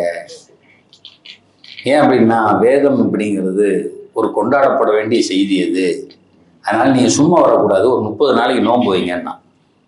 மூசா அலைஹிஸ்ஸலாம் ஒரு 30 நாள் நோன்பு பிடித்தார்கள். 30வது நாள் முடிச்சுட்டு அடுத்த நாள் அந்த நம்மெல்லாம் பெருநாள்னு சொல்ற மாதிரி அன்னைக்கு வேதத்தை வாங்குறதுக்கு ரொம்ப அழகா கிளம்பி போயிட்டாங்க. அங்க போன உடனே அல்லாஹ்வினுடைய அந்த தீதார், அந்த காட்சியோ அல்லது வேதமோ கிடைக்கல. மலக்குமார்கள் இறங்கிக்கிட்டே இருக்காங்க. இறங்கி மூசா அலைஹிஸ்ஸலாம்கிட்ட கேட்குறாங்க, என்ன ஆச்சு, என்ன நடந்துச்சு அப்படின்னு. ஒன்றும் நடக்கலையா, அல்லாஹ் வேதத்தை கொடுக்கறதுக்கு கூப்பிட்டான், நோன்பு வைக்க சொன்னான், நோன்பு வச்சுட்டு வந்தேன். இன்றைக்கு உங்களுக்கு வேதம் இல்லை. அப்புறம் தான் வஹி வருது. அல்லாஹ் வஹி அறிவிப்பு செய்கிறான், அந்த மூசா அலைஹிஸ்ஸலாம் அவர்களை போய் இன்னும் 10 நாள் நோன்பு வச்சுட்டு வர சொல்லிட்டான். என்னடா 30 நாள் நோன்பு வச்சுட்டு வந்தோம், நிலைமை இப்படி ஆகிப்போச்சே. கேட்குறாங்க ஜிப்ரீல்கிட்ட, ஏன் அல்லாஹ் என் மேலே கோபம் இருக்கானா, என்ன பிரச்சனை? ஜிப்ரீல் அலைஹிஸ்ஸலாம் சொன்னாங்க, அல்லாஹ் உங்களை நோன்பு வைத்த நிலையில் அப்படியே வர சொன்னான். நீங்கள் அல்லாஹ்வை பார்க்கணுங்கிறதுக்காக வேண்டி எந்திரிச்சு குளிச்சு பல்ல தேய்ச்சிட்டு வந்தீங்க, அது அல்லாஹ்வுக்கு பிடிக்கலன்னா. وَوَعَدْنَا مُوسَى 30 لَيْلَةً وَأَتْمَمْنَاهَا بِعَشْرٍ. 30 நாட்கள் நோன்பு வைத்து வாருங்கள் என்று வாக்குறுதியை தந்திருந்தோம். ஆனால் மூசா பிரஷ் பண்ணிட்டார். அல்லாஹ் சொல்றான், அந்த நோன்பினுடைய அந்த நோன்பாளியின் வாடை இருக்கிறது அல்லவா, இறைவனிடத்தில் கஸ்தூரிக்கு சமமானது. உடனே சொன்னோம், எப்படி வாயை கழுவுன, திரும்ப போங்கன்ட்டான்ல. திரும்ப வந்தாங்க, திரும்ப 10 நாள் நோன்பு வச்சாங்க, பிரஷ் பண்ணல, வந்தாங்க. அல்லாஹ் வேதத்தை ஆயத்து சொல்லுகிறது, குர்ஆனுடைய ஆயத்து. நோன்பிற்கென்று ஒரு மகத்துவம் உண்டு. பெருமானார் ரசூலுல்லாஹி ஸல்லல்லாஹு அலைஹி வஸல்லம் திங்கள் கிழமையில் நோன்பு வைப்பார்கள். நோன்பு வச்சுட்டு சொல்லுவாங்க, நான் அன்றைக்கு பிறந்த தினம், அதனால் நான் நோன்பு வைக்கிறேன். நான் அன்னைக்கு பிறந்தேன், அதனால நோன்பு வைக்கிறேன். பிறந்ததுக்காக வேண்டிலாம் அப்படி கொண்டாடலாமா அப்படின்னு கேட்குறாங்கல்ல. ஏன் பெருமானார் நான் பிறந்தேன், உலித்துஃபி, அந்த நாளில் நான் சார், பெருமானாருடைய பிறப்பு ஒரு பேரொழி, சாமானியமான. அது நிகழ்கிற போது இந்த உலகத்தினுடைய சாம்ராஜ்யங்கள் அடித்து நொறுக்கப்பட்டதாக வரலாறு வருகிறது. அந்த ரோமேனிய பேரரசினுடைய விளக்கு அணைந்தது. அங்க அவனை பார்த்தா அங்க பைசந்திய பேரரசு, அங்க இருக்கிற ஈரானிய பேரரசு எல்லாம் அங்க மேல உள்ள விளக்கு சாய்ந்தது, கோபுரங்கள் சாய்ந்தது. அவர்கள் எதையெல்லாம் பெருமாதமாக நினைத்து வைத்திருந்தார்களோ பெருமானார் பிறந்த அத்தனை சாய்ந்துச்சு. அணையாத நெருப்பு அணைந்தது. எம்பெருமானார் பிறக்கிற போது அல்லாஹ் உலகத்தை ஷீல்டு பண்ணிட்டான். அது ஒரு பேரொழியாக அல்லாஹு தஆலா பிறக்க வச்சான். பெருமானார் சொன்னாங்க, அல்லாஹ் என்னை பேரொழியாக, இந்த உலகத்தினுடைய ஒரு பெரும் வழிகாட்டியாக அல்லாஹ் அதை கொண்டாடாம நான் என்ன செய்யறது? கொண்டாடுறதுக்கு கேக்கு வெட்டுறோம். ஆனால் இஸ்லாம் அறிமுகப்படுத்துகிறது பட்டினி கிடங்குது. அந்த வாயினுடைய வார்த்தை இறைவனுக்கு அந்த வாசம் பிடிக்கிறது அப்படிங்கிறது. நான் சொல்றது, இதுவரையும் நாம் ரமலானை புரிந்திருந்த நிலை வேறு. காலையில சகர் சாப்பிடணும், சாயங்காலம் வடை சாப்பிடணும், முடியாட்டியும் கூட வீட்டுக்காரி எப்படியாவது கஞ்சி காய்ச்சின்னு சொல்லணும், அவளை ஒரு கஞ்சியை காய்ச்சணும், இப்படி நம்ம புரிஞ்சு வச்சிருந்தது. மார்க்கம் அதை தலைகீழாக காட்டுகிறது. நீ நோன்பு வைப்பதை எதற்கு தெரியுமா? குர்ஆனை கொண்டாடுவதற்குங்கிறான்ல. அப்ப இந்த நோன்பு அப்படிங்கிறது பகலும் இரவும் என்னிடத்திலே முழுக்க முழுக்க குர்ஆன் இருக்கணும். அதனாலதான் தராவீஹ் ஏற்படுத்தப்பட்டது. குர்ஆனை கேளுங்கிறாங்க. முழு தராவீஹ் எந்த பள்ளியிலே தொழுகிறோமோ முழுசா குர்ஆன் நாம் கேட்கறதுக்கு ஒரு வாய்ப்பு, ஓத முடியாட்டி கூட கேட்கறதுக்கு ஒரு வாய்ப்பு. நான் துபாயில இருக்கும்போது ஒவ்வொரு பள்ளியா போவோம் இந்த குர்ஆனை கேட்கறதுக்கு. விதவிதமா ஓதுவாங்க. இந்த ஷார்ஜால ஒரு ஸ்டேடியம் இருக்கும், அந்த ஸ்டேடியத்துக்கு பக்கத்துல ஒரு பள்ளி இருக்கும், சாலிஹ் புகாத்திர் அப்படின்னு அவருடைய நிறைய பாடல்கள் யூடியூப்ல அல்லது அவருடைய கிராத் இருக்கும். இப்ப இங்கிருந்து ஆரம்பிச்சு அந்த ரோடு வரையும் நிற்பாங்க கூட்டம். அந்த சர்ச் இருக்குல்ல ரோடு, அவ்வளவு தூரம் ஃபுல் பிளாக் பண்ணிடுவான். அந்த கூட்டம் கலையிறதுக்கு 1 மணி நேரம் ஆகும். அந்த முன்னாடி வரணும்னா நோம்பு திறந்துட்டு அங்க உட்கார்ந்தா மட்டும்தான் பள்ளிக்குள்ள இருக்க முடியும், இல்லைன்னா ரோட்ல இருப்பான். அந்த சர்ச் பக்கத்துல நின்று திறந்துருக்கோம் நாங்க. அவருக்கு பின்னாடி அவ்வளவு தூரம் மைக் கட்டியிருப்பான். காரு எங்கேயாவது கொண்டு போய் காரை சொருவிட்டு தான் வருவோம். ஆனா பின்னாடி அவரு அந்த தொழுது தராவீஹ் முடிச்சுட்டு எந்திரிக்கும் போது அப்ப தோணும், இன்னொரு 10 ரக்காயத்து தொழு வைக்க மாட்டாரு அவரு, இன்னொரு 10 ரக்காயத்து தொழுதுட்டு போயிடலாமே. அப்படியே இருக்கும் அந்த குர்ஆன். அந்த ஓதுற ஸ்டைலுக்கும். குவைத்துக்கு ஒரு நிகழ்ச்சிக்கு போயிருந்தேன். அவர் அஃபாசி பின்னாடி தொழுவணும்னு ஆசை. அவருடைய அந்த பாரம்பரிய பள்ளியில இப்ப நம்ம எல்லாம் கேட்கிறோம்ல நிறைய கிராத் அஃபாசி, அவர் பின்னாடி அந்த பள்ளிக்கு நான் கூப்பிட்டு போங்கன்னு ஒரு 10 நாள் அவர் பின்னாடி குட்டையா நாள் இவ்வளவு வேடம் தான் இருக்காரு. அவர் நேரில் போயிருந்தேன். பின்னாடி அல்லாஹ்வினுடைய குர்ஆன் இருக்கு, சாதாரண வலிது அனுப்பி விட்டாங்க. பிறவி கவிஞர், ரத்தத்துல கவிதை. அவன் கூப்பிட்டான், அபூஜஹல் கூப்பிட்டு சொன்னான், இவர் முகம்மது என்னமெல்லாம் பேசிக்கிட்டு இருக்காரு, நீ தான் லாயக்கான அது உள்ள போய அடிச்சு துவம்சம் செய்யணும். அவர் பேசுற பேச்ச ஒன்னொன்னே காலி பண்ணணும். அரபு நாட்டினுடைய கவிஞர்களை உச்சி குடுமையை பிடிச்ச ஆட்டினவன் நீ போயா. வலிது அதே கர்வத்தோடு அப்படியே போகிறான். பிறவி கவிஞன், உருவானவன்லாம் இல்ல, பிறவி கவிஞன். உள்ள போய் உட்காந்து என்னமோ சொல்லிடலாம் சொல்லி தந்தை இல்லாத ஒரு பெருமானார். அவங்களுடைய பார்வையே வித்தியாசமான பையன். நம்ம இவர் என்னத்தை பெருசா படிக்காத ஆள், நான் யாரு போதும். சில ஹதீசுகள்ல மாறி மாறி வருது. நாயம் ஸல்லல்லாஹு அலைஹி வஸல்லம் சூரத்து தாஹா ஓதுனாங்கன்னு வருது. பெருமானார் தாஹா மா அன்ஸல்னா அலைக்கல் குர்ஆன லிதஷ்கா. தாஹா இப்படி சொன்ன உடனே அவன் ஆஹான்னா என்னமோ மா அன்ஸல்னா அலைக்கல் அப்படி ஓதிக்கிட்டே இருக்காங்க. ரசூல்லா கண்லேன்னு தண்ணி ஊத்திக்கிட்டே இருக்கு. அவன் சொல்றான், மாஹாதா கவுலுல் பஷர், இது மனித வார்த்தையில போதும் போதும், ஹஸ்புக் யா முஹம்மத் ஹஸ்புக், போதும், என்னால தாங்க முடியல, இது மனித வார்த்தை அல்ல. என்ன பேசுற, உனக்கு இதெல்லாம் யார் சொல்லி தந்தா, நீ படிக்கவே இல்லையே, யார் சொல்லி தந்தா, போதும் போதும் போதும்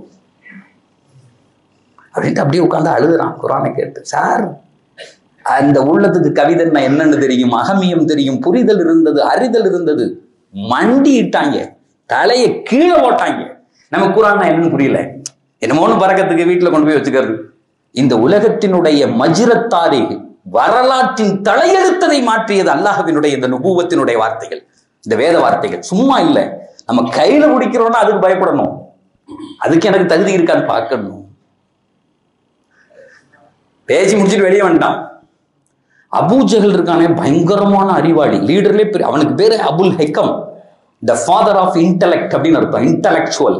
அவனுக்கு அசல் பேர் அபூஜஹல் அல்ல, அபுல் ஹிகம், அறிவாளிகளின் தந்தைன்னு பேரு.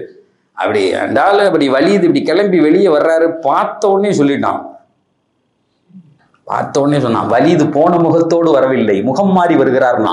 பேசவே இல்லை, வலிதுட்ட பேசவே இல்லை. அதுக்கு முன்னாடி சொன்னான் முகம் மாறி வருகிறார் வலீத். வலிதே என்னன்னு கேட்டான், அவர் பேசவே இல்லை, பேசாம போனான். இங்க வா, போன அனுப்பி விட்ட காரியம் என்னாச்சு, எங்களுக்கு பதில் சொல். அனுப்பி விட்ட காரியம் என்னாச்சு? அழகா ஒரு உரையை நிகழ்த்துறாரு, அவர் பயங்கரமா பேசுறாரு. இன்னஹு யுஅலா வலா யுஅலா அலை. அவர் சொல்றாரு, இன்னலஹு லஹலாவா. இந்த படிக்கும் போதெல்லாம் எனக்கு சந்தோஷமா இருக்கு இந்த வார்த்தை. இல்லை, ஒரு குர்ஆனை பத்தி ஒரு மறுப்பாளன் எப்படி பேசுறான் பாரு, எப்படி பேசுறான் பாரு.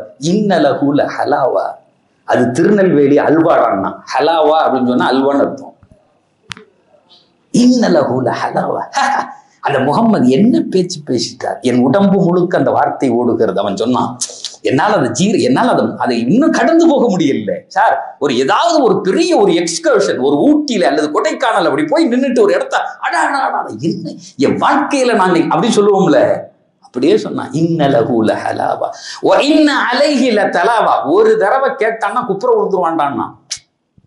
இன்ன அலைஹி லதலாவா இன்னஹு முஸ்மிருன் நகலா வ முகதகுன் அஸ்ஃபலு. அப்படி பயங்கரமா பேசுறான். அதனுடைய மேற்பகுதி பூக்களால் நிறைந்து பழங்களால் அப்படியே சொரிந்து கிடக்கிற ஒரு மரத்திற்கு ஒப்பானது. அதனுடைய அடிப்பகுதியோ வேர் கீழே பிடித்து அப்படியே நிற்கிற மரத்திற்கு ஒப்பானது. அதை எவன் பார்த்தாலும் அந்த மரத்துக்கு பக்கத்துல போவான், அதை தொட்டு தடவி பார்ப்பான், அந்த பூக்களை தடவி பார்ப்பானே.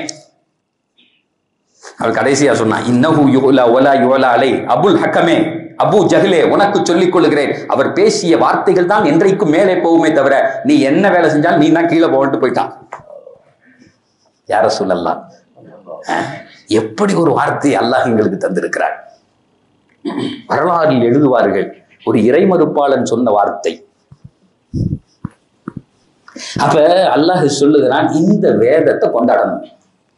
அதுக்கு என்ன செய்யணும், நீ சோறுன்னு போவ, அதுன்னு போவ, இதுன்னு போவ, பொண்டாட்டின்னு போவ, பிள்ளைன்னு போவ, எல்லாத்தையும் ஸ்டாப் பண்ணணும். நான் சொல்றது புரியுதா? உலகத்தில் நிறைய சுகங்கள் உண்டு. சில சுகங்கள் நமக்கு போதையாகவே அனுப்பி உண்டு. சார், மந்தி சாப்பிட்றதுக்கு காரைக்காலுக்கு வண்டி எடுத்துட்டு போறாங்க சார். பல பேர் சிரிக்கிறத பார்த்தா தப்பா சொல்லிட்டோமோன்னு தோணுது. இல்லை, நான் போறது தப்புன்னு சொல்லலை. நம்ம எதுக்கு சாப்பிட்றோம்? பசிக்கு சாப்பிட்றோம். சில கடைகளுக்கெல்லாம் போனோன்னு கேட்பேன், எவ்வளோ நேரத்தில் வரும் அப்படின்னு. அவன் சொல்லுவான், 1 மணி நேரம், 1/2 மணி நேரம், 3/4 மணி நேரம் ஆகும் சார். எனக்கு வேண்டாம், எனக்கு இப்போ பசிக்குது, எனக்கு சாப்பாடு வேணும். நீ போடுற அந்த நெய் தோசை அதெல்லாம் எனக்கு தேவையில்லைடா. இப்போ இங்கிருந்து காரைக்கால் வரைக்கும் 2.5-3 மணி நேரம், 3 மணி நேரம் ஆகுமா டிராவலு? அந்த பசி அடக்கிட்டு போறான்ல. போதை, உணவின் மீதான போதை இன்றைக்கு பெருத்து விட்டது. சில ஊர்களில் அந்த ஆப்பே வச்சிருக்கான், எந்த ஹோட்டல்ல என்ன சாப்பாடு என்ன சுவையில கிடைக்கும், அது எவ்வளவு ரேட்டு கம்மியா கிடைக்கும், கூட எங்க கிடைக்கும். நேத்து ஒரு கூட்டம் மதுரையில ஒரு இடத்துக்கு போயிருந்தேன். கூட்டம் முடிச்ச உடனே நான் சொன்னேன், எனக்கு கடுமையாக பசியுது, நல்ல இட்லி எவன் செய்வானா அந்த கடைக்கு கொட்டும். என்ன திருத்தி இப்படி சொல்றீன்னு அவன் மாற்றி பறந்துட்டேன்.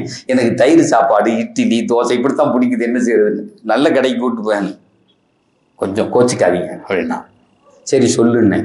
புதுசாக ஜெய்த்தூன்னு ஒரு கடை திறந்துருக்கேன், வாங்க அங்கே இப்போ கேட்கினாரு. என் கூட இருக்கவே ரொம்ப நல்லவன். அவன் சொன்னான், இது கிடைக்காது, ஜெய்த்தூன்ல ரொம்ப நாளாக சாப்பிடணும்னு எனக்கு பறிச்சு. அவன் சொல்கிறான், விட்டு அழுதுருவான் போலுக்கு. அவனை வேற திரும்ப நான் கூட்டிகிட்டு வரேன், இங்கே அவன் தான் டிரைவர், வண்டி ஓட்டிகிட்டு வந்தான். சரி போங்கடா ஜெய்த்தூனுக்கு. நான் அது சொர்க்க மாதிரி வச்சுருக்கான். துபாயில் என்ன ஃபீல் நான் ஃபீல் பண்ணேன், அதே ஃபீல். அவ்வளோ பெரிய கடை, எனக்கு அவ்வளோ அதில் பெரிய. ஆனால் அதில் போய் உட்காந்து அந்த சாப்பாடுகளை சாப்பிட்டு அதை அது ஒரு போதை. மனைவி ஒரு போதை, மனைவி ஒரு போதை, பெரிய போதை.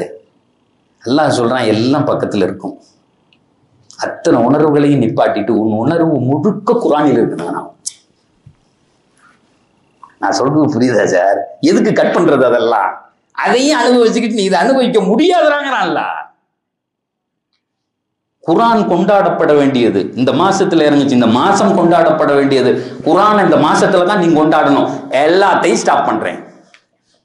சொர்க்கத்தை துறக்கிறேன், நரகத்தை மூடுறேன், சைத்தானை கெட்டுறேன், உலகத்தினுடைய டோட்டல் கிளைமேட்டே மாத்திட்டேன். உன் வீட்டுல நீ கட்டின மனைவி ஹலாலான மனைவி நீ தொடக்கூடாதுன்ட்டேன். நீ சம்பாரிச்ச ஹலாலான சாப்பிடக்கூடாதுன்ட்டேன். எதுக்கு தெரியுமா? நான் இறக்குன வேதத்தை கொஞ்சம் ஓதிப்பாரு. இந்த மனைவியை விட, இந்த உணவை விட, இந்த உலகத்தை விட பின்னாடியே போவ, அதுக்கு பின்னாடியே போவ. அது ஒரு பேரொளி. அல்லாஹ் சொல்றான், நாம் நோன்பை கடமையாக்கியது இதற்கு மட்டுமே. இப்ப புரிஞ்சா? குர்ஆன் நமக்கு என்ன கண்ணாடியை போட்டு விடணும்னு நினைக்குதுன்னு தெரியுதா? ரமதான் வந்துருச்சுன்னா சந்தோஷப்படுறோம், எல்லாருக்கும் இஃப்தார் கொடுக்க நினைக்கிறோம், சகரு செஞ்சு கொடுக்க நினைக்கிறோம், எவ்வளோ பள்ளிகள்ல கியாமுல்லைல் ஏற்பாடு பண்றோம், எவ்வளவு வேலை செய்யறோம். தயவு செய்து ஒன்றையும் சேர்த்து செய்யுங்கள். அந்த மக்களிடத்திலே குர்ஆனுடைய ஆர்வத்தை விதைத்து விடுங்கள். தயவு செய்து ஒரு தடவை விதைச்சிட்டிய காலத்துக்கும் மாற மாட்டான். சகோதரர்களே, ஒரு செய்தி, அது அல்லாஹுக்காக வேண்டி அதை சொல்றேன். என்னுடைய குர்ஆன் சர்க்கிள்ல உள்ள பிள்ளைகள், நான் தஃப்சீர் பண்ணிட்டு இருக்கும்போது துபாயில, அப்புறம் திருச்சி இதுல கும்பகோணத்துல, சரிங்க, சும்மா இப்படி ஓதணும்னு ஆசைப்பட்டு ஆரம்பிச்சு ஒவ்வொரு ஜுசு அது சொன்னாங்கல்ல, ஒரு நாளைக்கு முன்னாடி பின்னாடி ஒவ்வொரு ஜுசு அப்படி ஓதி பழக்கப்பட்டவங்க ஒரு மாசத்துக்கு ஒரு குர்ஆன் முடிச்சுட்டு இருந்தான். அப்புறம் அவங்களே வந்து வாலண்டரியா, இல்லை ஜி ஒரு குர்ஆனை விட இன்னும் கொஞ்சம் கூட ஓதணும்னு தோணுது, ஒரு நாளைக்கு 3 ஜுசு, ஒரு நாளைக்கு 3 ஜுசு, 10 நாளைக்கு ஒரு குர்ஆன், 30 நாளைக்கு ஒரு குர்ஆன், ஒரு மாசத்துக்கு 3 குர்ஆன் முடிக்கிற. அதை விட மேல வந்தான். அவன் சொன்னான், ஒரு நாளைக்கு 5 ஜுசு சார், ஒரு வாரத்துக்கு ஒரு குர்ஆன் சார். இன்னைக்கும் ஓதிய பெரிய சர்க்கிள், பெரிய சர்க்கிள். அவங்க சொல்றாங்க, ஹஸ்ரத் இந்த வேலை எனக்கு இப்படி நடக்கணும்னு நினைக்கிறதுக்கு முன்னாடி நடக்குது. அனுபவிக்கிறான் சார் உலகத்துல. நான் இதை போய் அவரை பார்க்கணுங்கிறதுக்கு முன்னாடி அவர் என்ன தேடி வர்றார், அல்லது அந்த காரியம் நடந்துருது. நாங்க பாட்டுக்கும் போயிட்டே இருக்கோம். நாங்க எதுக்கு பின்னாடியும் நிற்கிறது இல்லை. ஆனால் மிக தெளிவாக இந்த நாள்ல 5 ஜுசு ஓதலாம், 5 ஜுசு ஓதிடுவோம். ஒரு வாரத்துக்கு ஒரு குர்ஆன். ரொம்ப ரொம்ப நிம்மதி அல்லாஹ் இங்க வச்சிருக்கான். எந்த குறையும் எங்களுக்கு இல்லை. குறை இல்லாதது மட்டுமல்ல, எங்கள் வாழ்க்கையில் கொடுத்திருக்கிற அத்தனையும் அனுபவிக்கிறோம். நாங்க எங்க பிள்ளைகளுடைய அந்த செய்தி என்னைக்குதான் நாங்க புரிகிறோங்கிற. உங்களாலும் முடியும். ஒன்னே ஒண்ணுதான், ஒரு எண்ணம், நான் இனி இந்த பாதையில் மாற வேண்டும். ஓதி பாருங்க, அப்புறம் என்ன இருக்குன்னு அதுக்குள்ள தெரியும். இது குர்ஆன் கொண்டாடப்பட வேண்டும். உங்க இன்னைக்கு பெண்கள் வரல, பெண்கள் வந்திருந்தா இன்னும் நல்ல அழகா இருந்திருக்கும். போன ரமதான், இந்த கொரோனாவுக்கு முன்னாடி ஹைதராபாத்ல பெண்கள் இடத்துல ஒரு சர்வே எடுத்தோம். ரம்ஜான்ல சஹர் செஞ்சு இஃப்தார் சாப்பாடு செஞ்சு ஒரு பெண் எத்தனை குர்ஆன் ஓதுறாங்க அப்படிங்கறத ஒரு சர்வே லிஸ்ட் கொடுத்து எடுத்தான். சகோதரர்களை, நீங்கள் சொன்னால் நம்ப மாட்டீர்கள். ஒரு மகரிபில இருந்து அடுத்த மகரிபுக்குள்ள ஒரு குர்ஆன் முழுமையாக 30 ஜுஸை ஓதுகிற பெண்கள் ஆயிரக்கணக்கில் இருக்கிறார்கள். ஒரு மகரிபில இருந்து அந்த அம்மாவும் இதே ரத்தம், இதே சகர் சமைச்சுக்குது, இஃப்தார் செய்து பிள்ளைகளை பார்த்துக்குது, கனவு எல்லாம் செஞ்சுக்கிட்டே. ஆனா அதுக்கு ஒரு தீரான முடிவு இருக்கிறது. நான் குர்ஆன் முடிச்சிடணும். ஓது ஓது ஓது ஓது ஓது ஒரு குர்ஆன். ஒரு இரவில் மகரிபில இருந்து அடுத்த மகரிபில குர்ஆன் முடிக்க முடியும். ஆயிரக்கணக்கானவர்கள். அப்ப அதை தாண்டி வந்தாங்க. ஒரு நாளைக்கு 15 ஜுசு ஓதுறவங்க, அதுக்கப்புறம் 10 ஜுசு ஓதுறவங்க, அதை ஒரு லிஸ்ட் எடுத்தான். 3 ஜுசு ஓதுறவங்களை லிஸ்ட் எடுத்தான். எடுக்கவே முடியல, விட்டாங்க. ஒரு நாளைக்கு 3 ஜுசு ஓதக்கூடிய பெண்கள். எனக்கு இன்னும் நல்ல எக்ஸ்பீரியன்ஸ் உண்டு. நான் இந்த குர்ஆன் கிளாஸ் நடத்தும்போது துபாயில ஒரு பெரிய கூட்டம் உட்கார்ந்தா கேட்பேன், உங்களை எத்தனை பேருக்கு ஓத தெரியும் அப்படின்னு கேட்டா 100 பேர்ல 10 பேர் கை தூக்குவான், 90 பேர் கை கீழே விடுவான். அதே கேரளாக்காரா இருந்தா 90 பேர் கை தூக்குவான், 99 பேர் தூக்குவான். ஒரே ஒருத்தன் மட்டும்தான், என்னையா நீ ஓதலையான்னு கேட்டா, ஓதிக்கிட்டு இருக்கேன், உஸ்தாதிட்ட ஓதிக்கிட்டு இருக்கேன், படிச்சுட்டேன் அப்படிமா அவன். ஆனா நம்மால் 90 இப்ப பாதி கையெல்லாம் தூக்குவான், அரைக்கை முக்காக்கை அதெல்லாம். அவரெல்லாம் கேட்கறது, ஏயா உங்கெல்லாம் ஓத அனுப்பலையா, உங்க ஊர்ல மக்தப் இல்லையா அப்படின்னு கேட்டா அவர் சொல்லுவாரு, காலையிலே மத்த போறேன்னு வேற எங்கேயாவது போயிடுவேன் எடுத்து. நான் அந்த ஆளுகள்கிட்ட சொன்னது உண்டு, நீ அல்லாவை ஏமாத்தின, அவன் உன்னை ஏமாத்தினான்ல. நீ இன்ஜினியரா இருக்க, தலைவாணி மாதிரி புக்கு உன் மண்டக்குள்ள ஏறுது, காலையில இருந்து சாயங்காலம் வரையும் மீட்டிங் போற, ஒரு கம்பெனியை லீட் பண்ற, அவ்வளவுக்கும் முடிவெடுக்க தெரியுது. ஆனா உனக்கு குரான் ஓத தெரியலன்னா அது வெக்கமா இல்லையா? You are the loser. உன் அறிவு கபருக்கு பயன்படவே பயன்படாது. நீ இவ்வளதையும் சேர்த்துக்கிட்டு நீ ஓதிப்பார், அப்புறம் உன் வாழ்க்கையில எவ்வளவு பெரிய மாற்றம் வருதுன்னு பார். நீ இன்ஜினியரா இருக்க, டாக்டரா இருக்க, இதுக்கு வாயா நீ? மரண பந்தம் வேற எதுவும் கூட வராது, எதுவும் கூட வராது. கபருஸ்தான்ல வரும் நாங்க ரசூலுல்லாஹ், வர்றது மட்டுமல்ல கேட்கும். நாங்க அங்க வந்து நின்று சொல்லும், என்னை ஓதினாய் அல்லவா என்னுடைய தோழா, இவ்வளவு நாள் உலகத்துல கஷ்டப்பட்ட, இன்னைக்கு தான் நீ சுகம் அனுபவிக்க அப்படின்னு சொல்லிட்டு அது சொல்லும், யா அல்லாஹ் இந்த வீடு என்றைக்கும் இது பைத்து தூதி வல் வஹ்ஷா, த ஹவுஸ் ஆஃப் லோன்லினஸ், அது தனிமையின் வீடு. 70 வருஷம் இருக்கலாம், 7000 வருஷம் இருக்கலாம், 70,000 வருஷம் இருக்கலாம், எத்தனை வருஷம் எவனுக்கும் தெரியாது. ஆனா அந்த வீடு இப்படித்தான் இருக்கும், அது இருட்டாதான் இருக்கும். பெருமானார் சொன்னாங்க, அந்த குரான் வந்து கேட்கும், என்னோடு நீ ஓதினாயே, இன்றைக்கு நான் இறைவனிடத்திலே வாதாடி பெற்று தருகிறேன், இது ஒரு பேலஸா மாறும்னு சொல்லும். கண்ணு கிட்டிய தூரம் வரை கபருஸ்தான் பேலஸ் ஆயிரும்.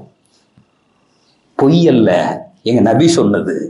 Who is intelligent? ஒரு நாள் சொல்றாங்க, உங்களுக்கு I will inform you who is intelligent. உங்களுக்கு அறிவாளி யார் என்று நான் சொல்லட்டுமா?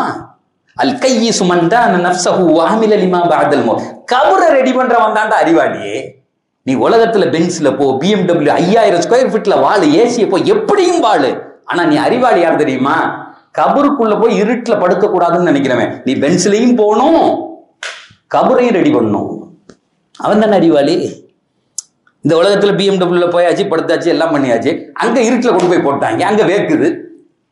லா ஹவா யுஹவ்விஹா வலா நூர யுதிஉஹா வலா ஹாதிம இலைஹா. கை தட்டினவன 4 பேர் வந்து நிற்பான், அங்க எவனும் கிடையாது. ஐயோ ஐயோன்னு கத்தினாலும் கேட்கறதுக்கு ஆள் கிடையாது. தண்ணீர் கிடையாது, அது இருளின் வீடு, அது புழுக்களின் வீடு, அது பாம்புகளின் வீடு, அது பள்ளிகளின் வீடு. நட்டுவாக்களி வரும் நாங்க ரசூலுல்லாஹ். அறிவாளி யார் தெரியுமா? குர்ஆனை தன்னோட வச்சுக்குவான். அல்லாஹும்ம ஜஅலில் குர்ஆன ஃபித் துன்யா கரீனா வ பில் கப்ரி மூனிஸா. ரசூலுல்லாஹ் சொன்னாங்க, எனக்கு அதை அனீஸாக கபர்ல ஆக்கி தந்தாங்க. என் கூடயே டிராவல் பண்ணும், என் கூடயே டிராவல் பண்ணும்.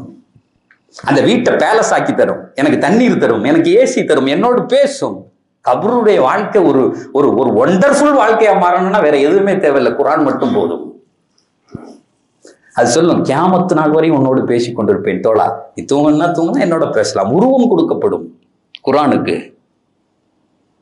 அது சொல்லும், என்னோட பேசிக்கிட்டே இருக்காங்க. ஒரு அறிவாளி அவன் தானே. அங்க வீட்டை பேலஸ் ஆக்கிக்கணும், ஏசியை போட்டுக்கணும், ஜாலியா என்ஜாய் பண்ணணும், தனிமையில் இருக்கக்கூடாது.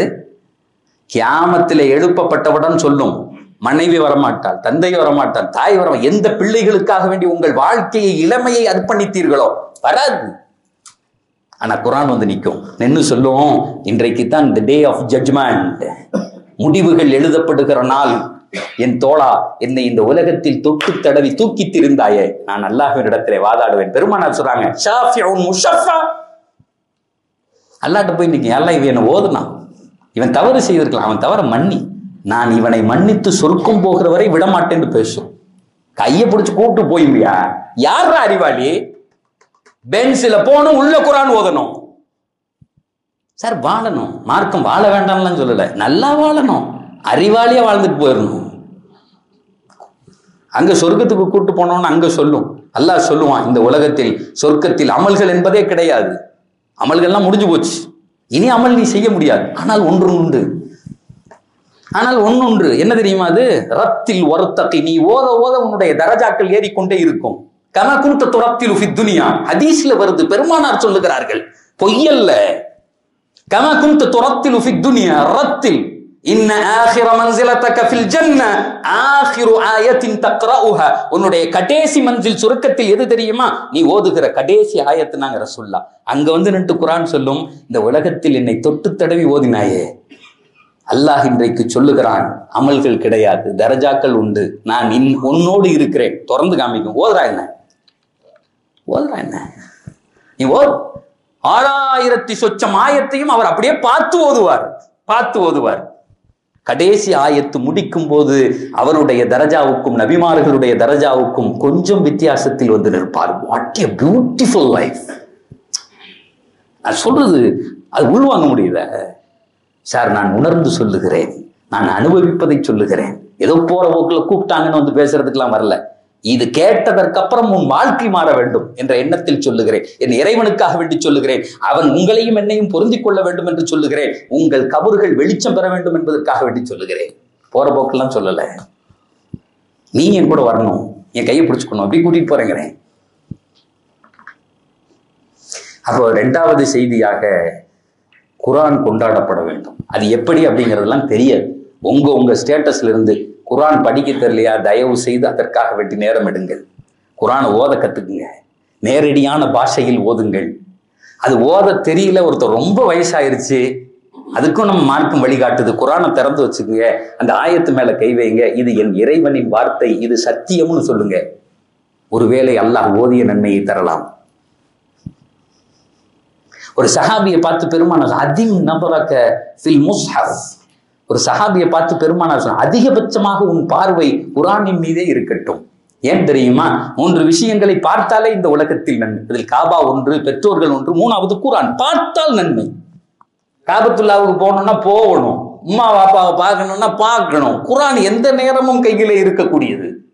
சும்மா பார்த்துக்கிட்டே இரு, நன்மைகள் எழுதப்பட்டு கொண்டே இருக்கும். ஏன்னா அது நுபுவத்தினுடைய நூறு சார், வஹீயினுடைய நூறு.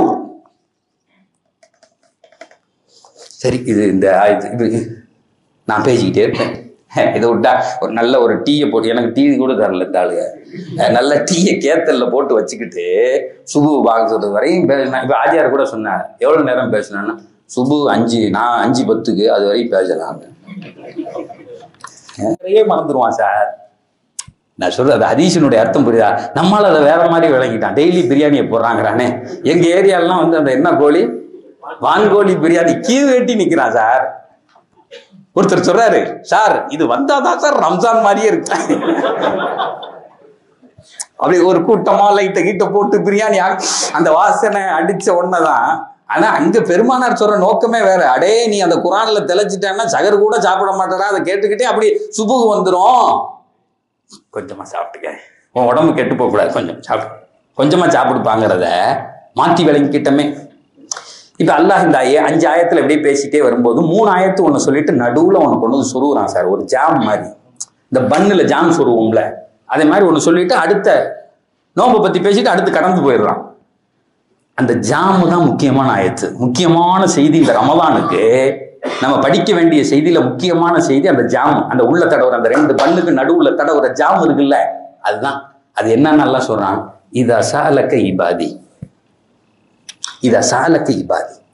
என்னைக்கு என்னுடைய அடியான் குர்ஆனை கொண்டாடணும்னு நினைச்சு தன்னுடைய உணவுகளை எல்லாம் விட்டு விட்டு அந்த குர்ஆன் கூட கிடக்கும் போது அவனுக்கு ஒரு எண்ணம் தோணும்.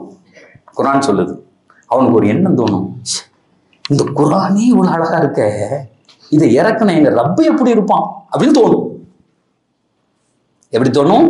இந்த குர்ஆனே இப்படி எங்களை கிறங்கடிக்குத, எங்களை படைச்ச ரப்பு எங்க அல்லாஹ் அவன் எப்படிடா இருப்பான், அந்த அல்லாஹ் எங்க இருக்கான், அவன் எப்படி இருப்பான் அப்படின்னு தானா டீவியேட் ஆகும்.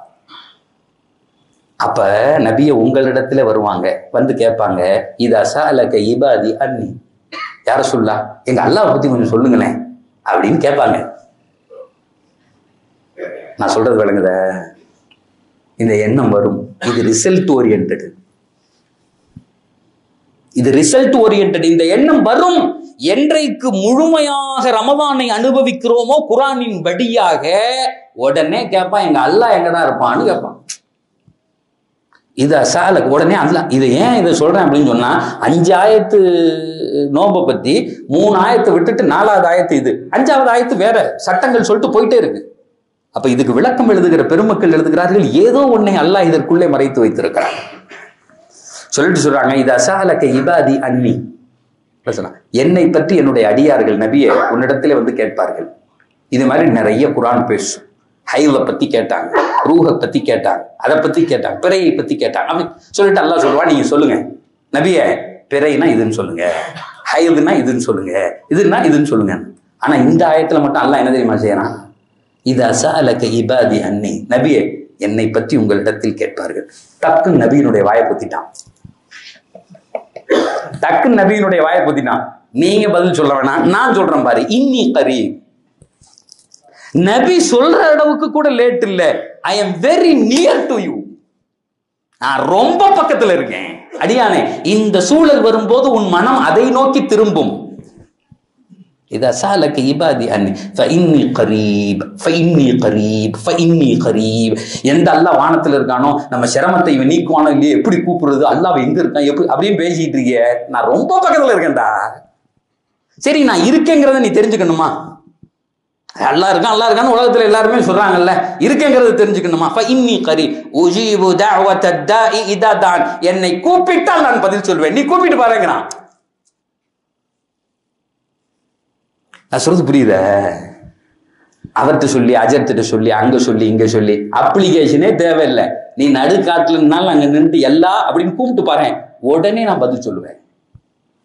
சொல்றது மட்டுமல்ல, நான் சொல்லுவதை நீ உணரவும் செய்வாய். இதுக்குதான் சார் அந்த ரமலானுடைய அவுட்புட் சார். இது நோன்பு வைக்கணும், குர்ஆனை கொண்டாடணும், அல்லாஹ்வை கூப்பிட்டு பாருங்க, அவனோடு பேசி பாருங்கள். நான் துஆவை சொல்லல, பேசி பாருங்கள். என்னுடைய உஸ்தாத்மார்கள் எனக்கு சொல்லி தருவாங்க, அசருக்கு அப்புறம் அல்லது சுபுக்கு அப்புறம் ஏதாவது ஒரு நேரத்தில் உட்கார்ந்து உங்களுடைய மனக்குறைகள், உங்களுடைய வழிகள், வாழ்க்கையில போய் எவன்ட்டையும் சொல்ல முடியாது. 2 விஷயம் தான் உலகத்துல, 2 விஷயம் தான். நீங்க யார்கிட்ட போய் சொன்னாலும் ஒண்ணு அதை கேட்கவே சட்டை பண்ண மாட்டான், காலையில் என்ன அறுக்கிறான், காலையில் சாவடிக்கிறான் இருந்தாலும் வந்துமா, அல்லது என்ஜாய் பண்ணுவான். மாட்டினல்ல அவனை என்னத்தான் போட்டான் பாடுறா, இன்னைக்கு பாடுறா அப்படின்னு அடுத்தவன்ட்ட போய் சொல்லுவான். மாட்டிக்கிட்டான்ல படுவாங்க, வேணும் வேணும்யா இவன்லாம் இது நடக்காட்டி அப்படின்னு நம்ம எவன்ட்ட வருத்தத்தை சொல்ல போனோமோ நம்ம வருத்தத்தை வச்சு அவன் கொண்டாட்டம் போட்டுக்கிட்டு இருப்பான். இந்த 2 தடவை 3வது இல்லவே இல்லை. ஆனா அல்லாஹ் சொல்றான், ஏன்ட்ட சொல்றான், நான் கேட்கிறேங்கிறான். உன்னுடைய வழிகள் யார்கிட்டையும் சொல்ல முடியாது இந்த உலகத்துல, ஏன்ட்ட சொல்லு, I am ready to listen. சும்மா கொஞ்சம் சொல்லித்தான் பாரு.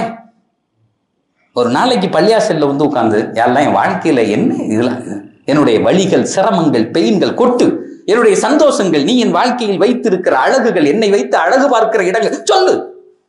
ஒண்ணுக்கும் பதில் சொல்லுவான். வாழ்க்கையில ஒரு தடவை அதை அனுபவிச்சுட்டிய அப்படின்னு சொன்னா யார்கிட்டையும் எதையும் பேச மாட்டிய அவனை தவிர. அதுக்கு ஒரு அற்புதமான சந்தர்ப்பம் தான் இந்த ரமலான். இன்னி கரீப் உஜீபு தஅவத தாஇ இதா ஃபல்யஸ்தஜீபு லி வல்யுமினு பி. அவன் என்னிடமே கேட்கட்டும், என்னையே நம்பட்டும். இந்த உலகத்தில் என்னை தவிர யாராலும் அவனுக்கு முழுமையை எதையும் தர முடியாது, அவனுடைய சிரமங்களை நீக்க முடியாது, அவனுக்கு நன்மைகளை தர முடியாது. ஏன்னா இந்த உலகம் நியூட்ரல். நான் நினைச்சாதான் இட்லியை வாயில வச்சோன்னே இட்லி சுகத்தை தருவேன். மனைவி கூட இருந்தா மனைவியின் வழியாக சுகத்தை கொடுக்கக்கூடியவன் நானே தவிர உன் மனைவி அல்ல. என்ன சுகம் அப்படிங்கிறது ஏத்தாப்புல இருந்து வர்றதில்லை, உள்ளிருந்து வருவது. ஃபாலிகுல் இஸ்பா அல்லாஹ் சொல்லுவான், அவன் கொட்டைகளை உடைப்பவன். அல்லாஹ் தன்னை அறிமுகப்படுத்துவான், அவன் கொட்டைகளை உடைப்பவன், உடைத்து அதை மரங்களாக்குவான். சார் நம்மள்ட்டையும் ஒரு 4-5 கொட்டையை கொடுங்க சார், அல்ல ஒரு விதையை கொடுங்க, நம்மளை உடைக்க சொல்லுங்களேன். எப்படி உடைப்போம்? ஒரு விதையை எடுத்து உடைப்போம், வீணா போயிடும். விதையை உடைச்சேன்னா 2 துண்டாக்குவான். ஆனா அல்லாஹ் சொல்றான், பூமிக்குள்ள போட நான் உடைச்சேன்னா அது மரமாகும்டா. வித்தியாசம் இருக்குல்ல. அல்லாஹ் உடைப்பதும் மரமாக மாறி விடுகிறது. அதனால ஏன்ட்ட கேளுங்கிறான். இது ஒரு அருமையான சந்தர்ப்பம் சகோதரர்களே. கடைசியாக பெருமானார் சொன்ன 2 விஷயத்தை மட்டும் சொல்லிட்டு நான் நிறைவுக்கு வந்து விடுகிறேன். பெருமானார் சொன்னார்கள், ஷஹ்ருல் சபுரி வல் முவாசாத். இது பொறுமைக்கான மாதம். இது சொந்த பந்தங்களோடு சேர்ந்து அவர்களை பொறுத்து வாழுகிற மாதம். 2 செய்தி, 2 குவாலிட்டி சொன்னாங்க. 2வது நான் விளக்கம் சொல்லல, 1க்கு மட்டும் சொல்றேன். பொறுமைன்னா என்ன?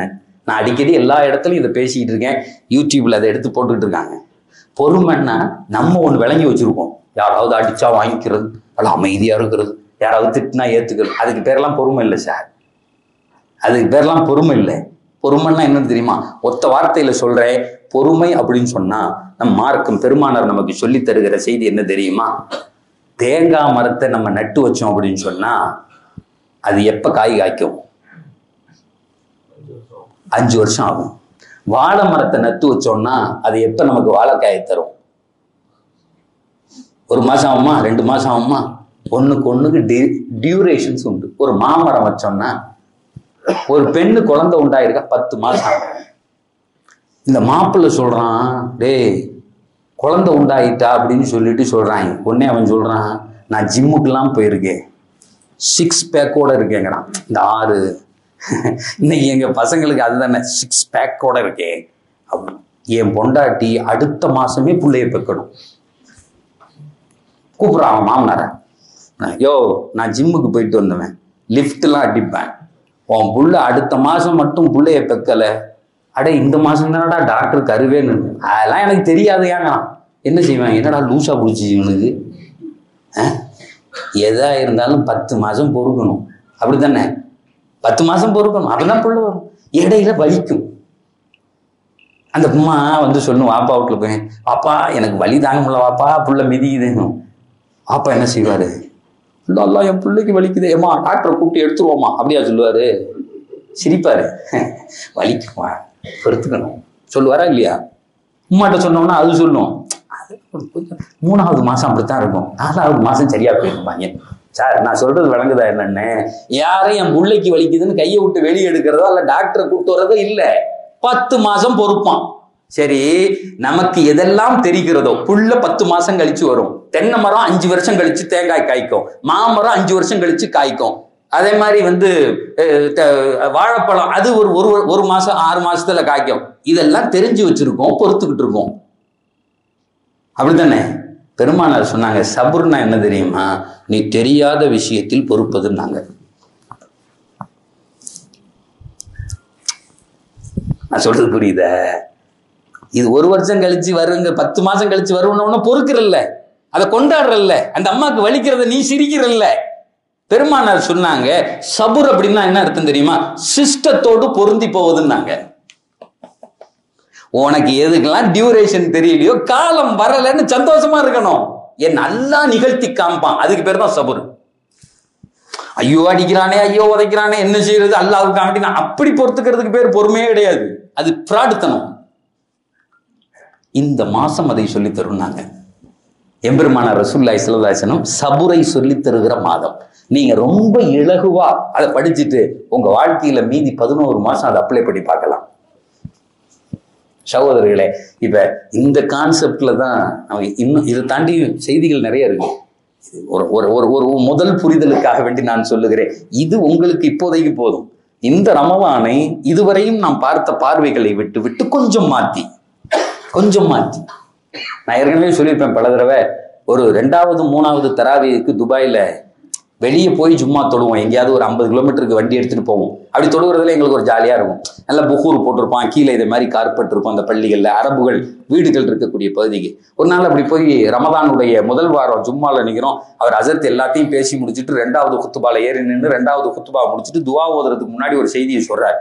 அவர் சொல்றாரு, ஐயுஹல் ஹாதிரூன் அப்படின்னு ஆரம்பிச்சு சொல்றாரு, அடே வந்திருக்கிறவங்களே, சில படுபாவி பயலுக, நான் ரொம்ப நேரம் தொழு வச்சேன்னு அவுக்காஃப்ல என்ன போட்டு கொடுத்துட்டான். அதான் இருந்தாலும் மெம்பர்ல இருந்து சொல்றாரு, என்னது சில படுபாவி பயலுக மினிஸ்ட்ரி ஆஃப் அவுக்காஃபுக்கு போன் பண்ணி இந்த ஆள் 1 மணி நேரம் தொழு வைக்கிறான்னு என்ன போட்டு கொடுத்துருக்கான், தயவு செய்து கொஞ்சமா தின்னு தொலை ரமதான்ல. அதான் சொல்றான். இல்லையா, நல்லா கேட்டு வேணா, என் பள்ளிக்கு வராதரா, உன்னை எவன் கூப்பிட்டான், யாரோ 10 பேர் குரான் கேட்கணும்னு நினைக்கிறான், நான் தொழு வைக்கிறேன். அதுல என்ன பியூட்டின்னா, அதுல இந்த வேலையில வீடுகள்ல இருப்பாங்கல்ல, அரபு வீட்டுல வேலையை நம்ம ஆளுங்க, அந்த ஆளுகள் எல்லாம் வந்து பின்னாடி அவன் ஒரு துவா ஓதுறான்னு ஆமீன் அப்படிங்கிறது. எனக்கு வைத்தறிச்சா, என்னடா ஆமீனுங்கிறான்னு திடீர்னு பார்த்தா, நம்ம ஊர்ல இந்த கடைசியில துவா ஓதும் போது ஆமீன் போடுவாங்க இல்லையா, அவர் பேச பின்னாடி உட்காந்து ஆமீன் ஆமீன், எதுக்குடா ஆமீன் சொல்றீங்க, திட்டுறதுக்கா? அதாவது கொஞ்சமா தின்னு தொலைங்க ரமவான்ல, கொஞ்சம் வந்து அந்த தராவீக நின்னுங்க, கியாமுல்ல இல்ல எந்திரிச்சு நின்று பாருங்க, இந்த குரானை கேட்டு பாருங்க, கேட்கணும்னு நினைங்க. எல்லாம் மொபைல் எல்லாம் சுவிட்ச் ஆஃப் பண்ணி வீட்டுல தூக்கி எரிஞ்சிட்டு, நீ யாராக இருந்தாலும் உலகத்தில் உன்னின்பால் எவனுக்காவது ஒருத்தனுக்கு தேவை இருக்கும். நைட்டு 1:30 மணிக்கு கூட அடிப்பான் சார், அவனுக்கு வேலை இருக்கு, அதுக்கெல்லாம் நம்ம பதில் சொல்லிட்டு இருக்க முடியுமா? நம் வேலை என்ன, மொபைல் அமைத்தி தூக்கி போடு, வந்து அல்லாஹ் நின்று நான் குரானை கேட்கணும்னு கேட்டு பாருங்களேன். அதுல உள்ள இன்பமும் லைப்பும் இந்த உலகத்தின் எந்த பொருளும் தர முடியாது. ஆக முதல் செய்தி வெற்றியாளர்களுக்கான அடையாளம். 2வது செய்தி குர்ஆனை கொண்டாடுவதற்காக வேண்டி நோன்பு வைப்பது. 3வது செய்தி நம்ம அல்லாஹுவை அழைத்து பிராக்டிஸ் பண்ணி பார்க்கறது.